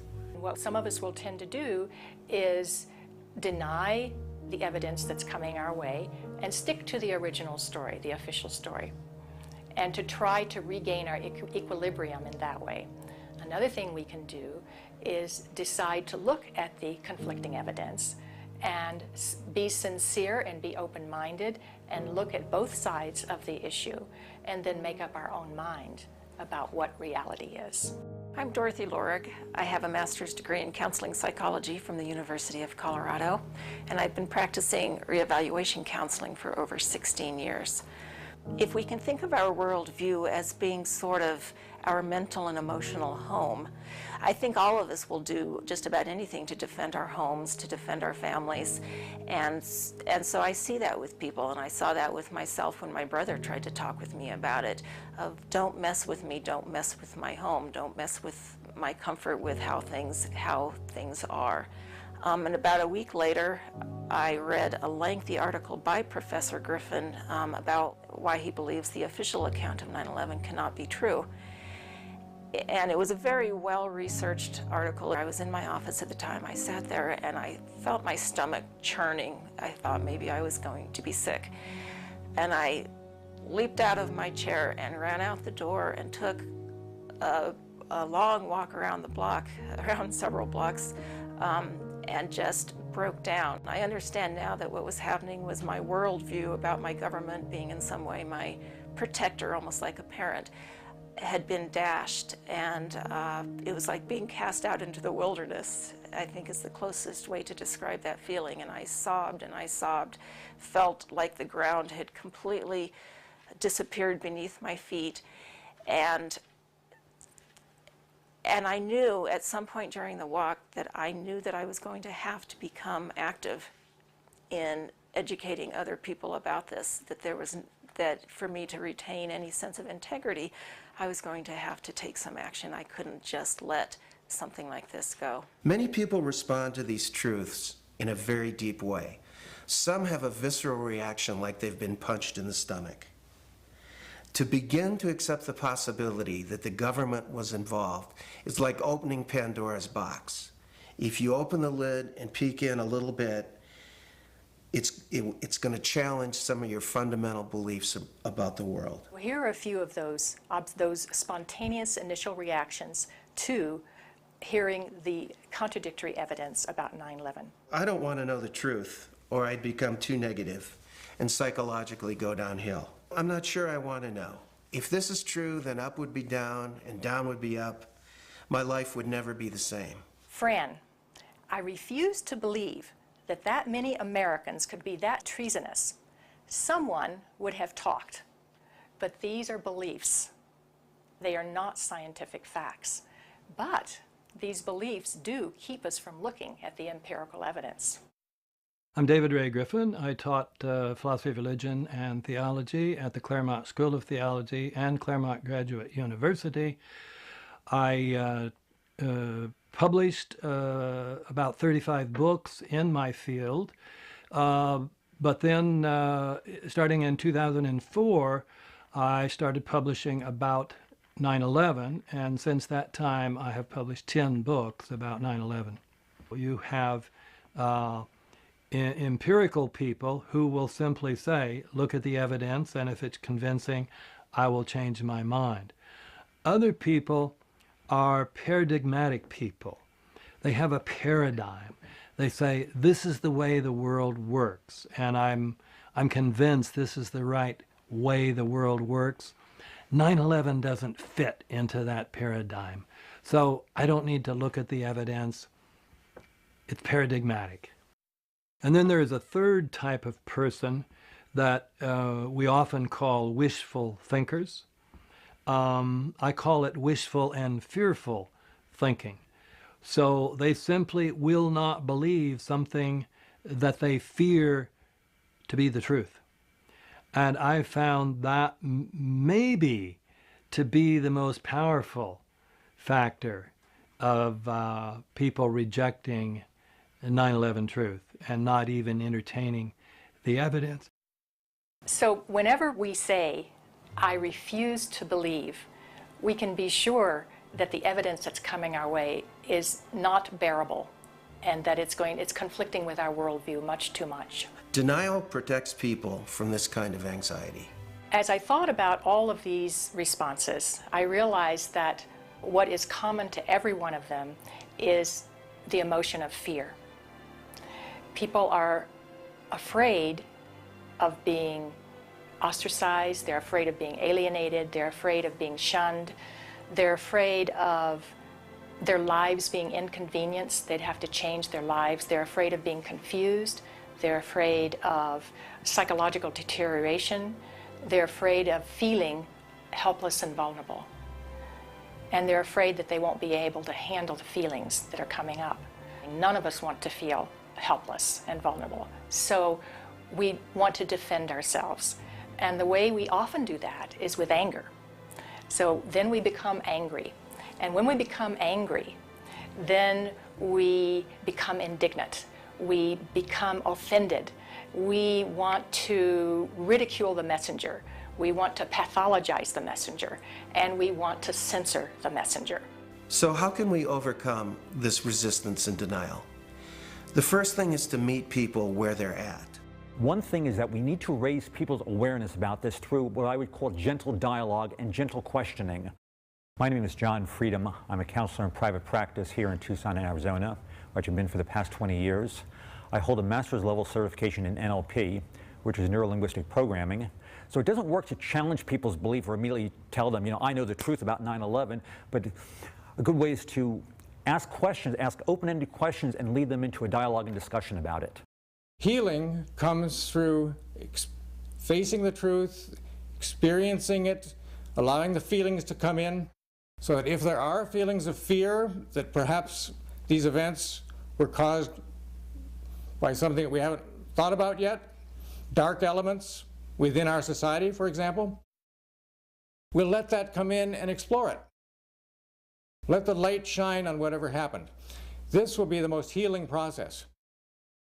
The Germans did this after their war. The South Africans did this after apartheid. Reconciliation through the truth is what is a deep path to psychological recovery from the myths and lies around which this historic event has been cloaked in the official view. I am Professor William Woodward. I'm trained in the history of science with a PhD. I also have a master's in experimental psychology. I've edited 4 books and published well over 20 peer-reviewed papers. I've taught for 35 years at a state university, University of New Hampshire. I think as a psychologist, to overcome our fear of the traumatic event with new information would be the best, healthiest route to our collective recovery from the trauma of 9/11.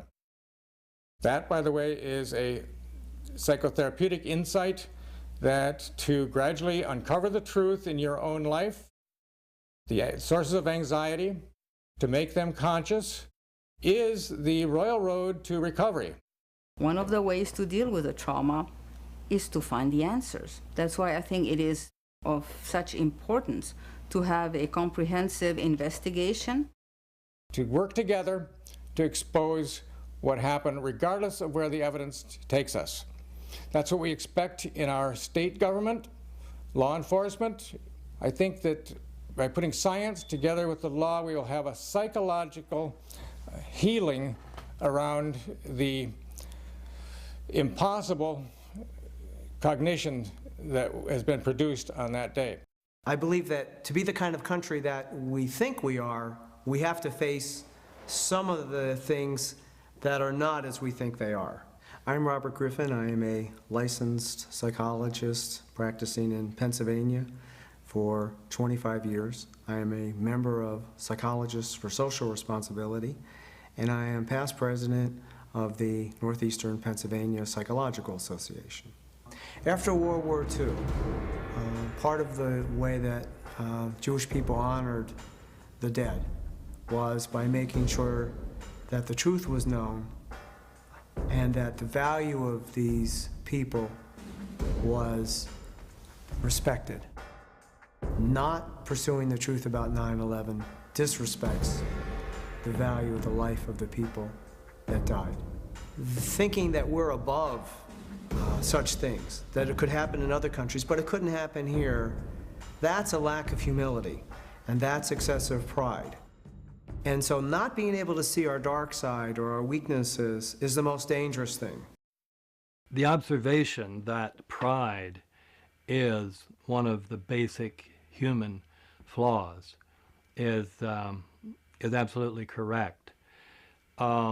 This is especially true for Americans because we for a long time looked at other nations and say, oh, they're in such bad shape, but luckily we don't have those problems. We don't have leaders who would do those things that were done in the Soviet Union, or done in Germany, or done in Japan, and on down the list.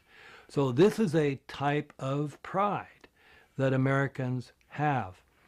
A feature of American history that makes us particularly liable to this pride is this notion that's called exceptionalism, that America is the exceptional nation. And that began from the beginning. As this country was formed, the people would say, well, there was so much evil in the European countries, so much cheating, so much lying, so much using the people for the ruler's purposes, but not in America. We have leaders that are free from those sins. So I think this has made 9/11 particularly difficult for Americans. Anyone can make mistakes, but our ideals and our principles get us back, on track. This is one of the defining issues of our time. So we need to understand that questioning is patriotic. Questioning is what we're supposed to do as citizens. That's our duty. When we come to the national level, when something like 9/11 happens, we need to be sure that we have a real investigation into who the perpetrators are, and then we need to be sure that those perpetrators are held legally accountable. It's part of the healing process on the individual level as on the collective level. We need the truth in order to heal. 10 years later, the deep wounds from 9/11 have yet to heal. Nothing hits closer to home than the loss that these family members continue to endure, along with the torment of their unanswered questions. My name is Bob McIlvaine. I'm from right outside the Philadelphia area, and I'm the father of Bobby McIlvaine, who was killed in the lobby of the North Tower on September 11, 2001. But I've been searching to get the truth of exactly what happened to Bobby, and Bobby is a very interesting story. Bobby was one of the first 10 bodies found.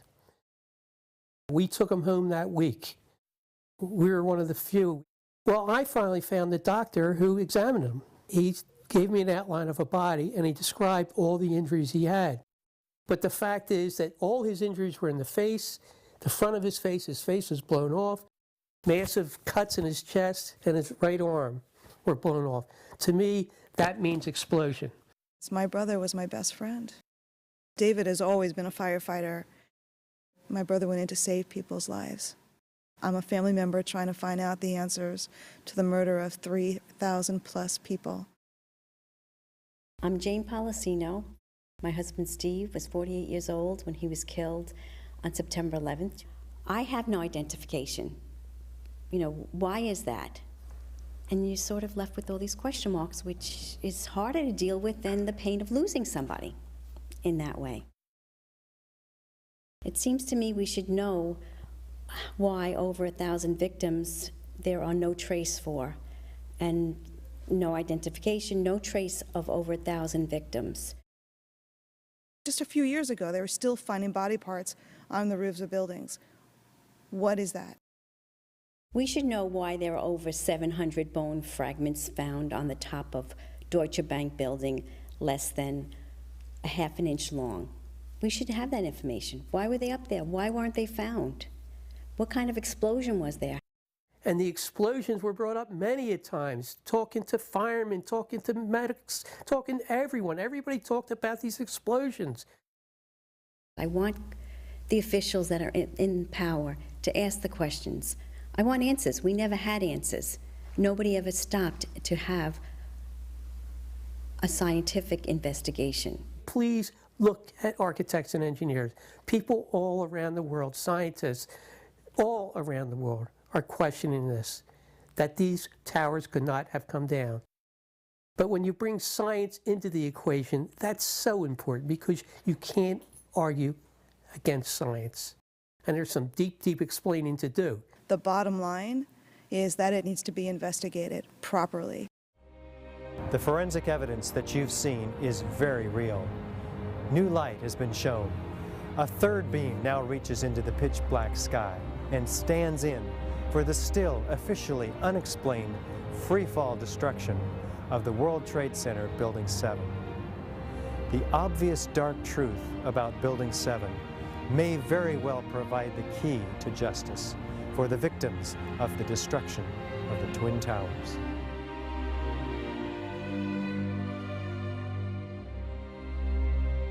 The country owns this. We were all victims. You all should want answers. It's not just ours, not just mine. We all lost something that day.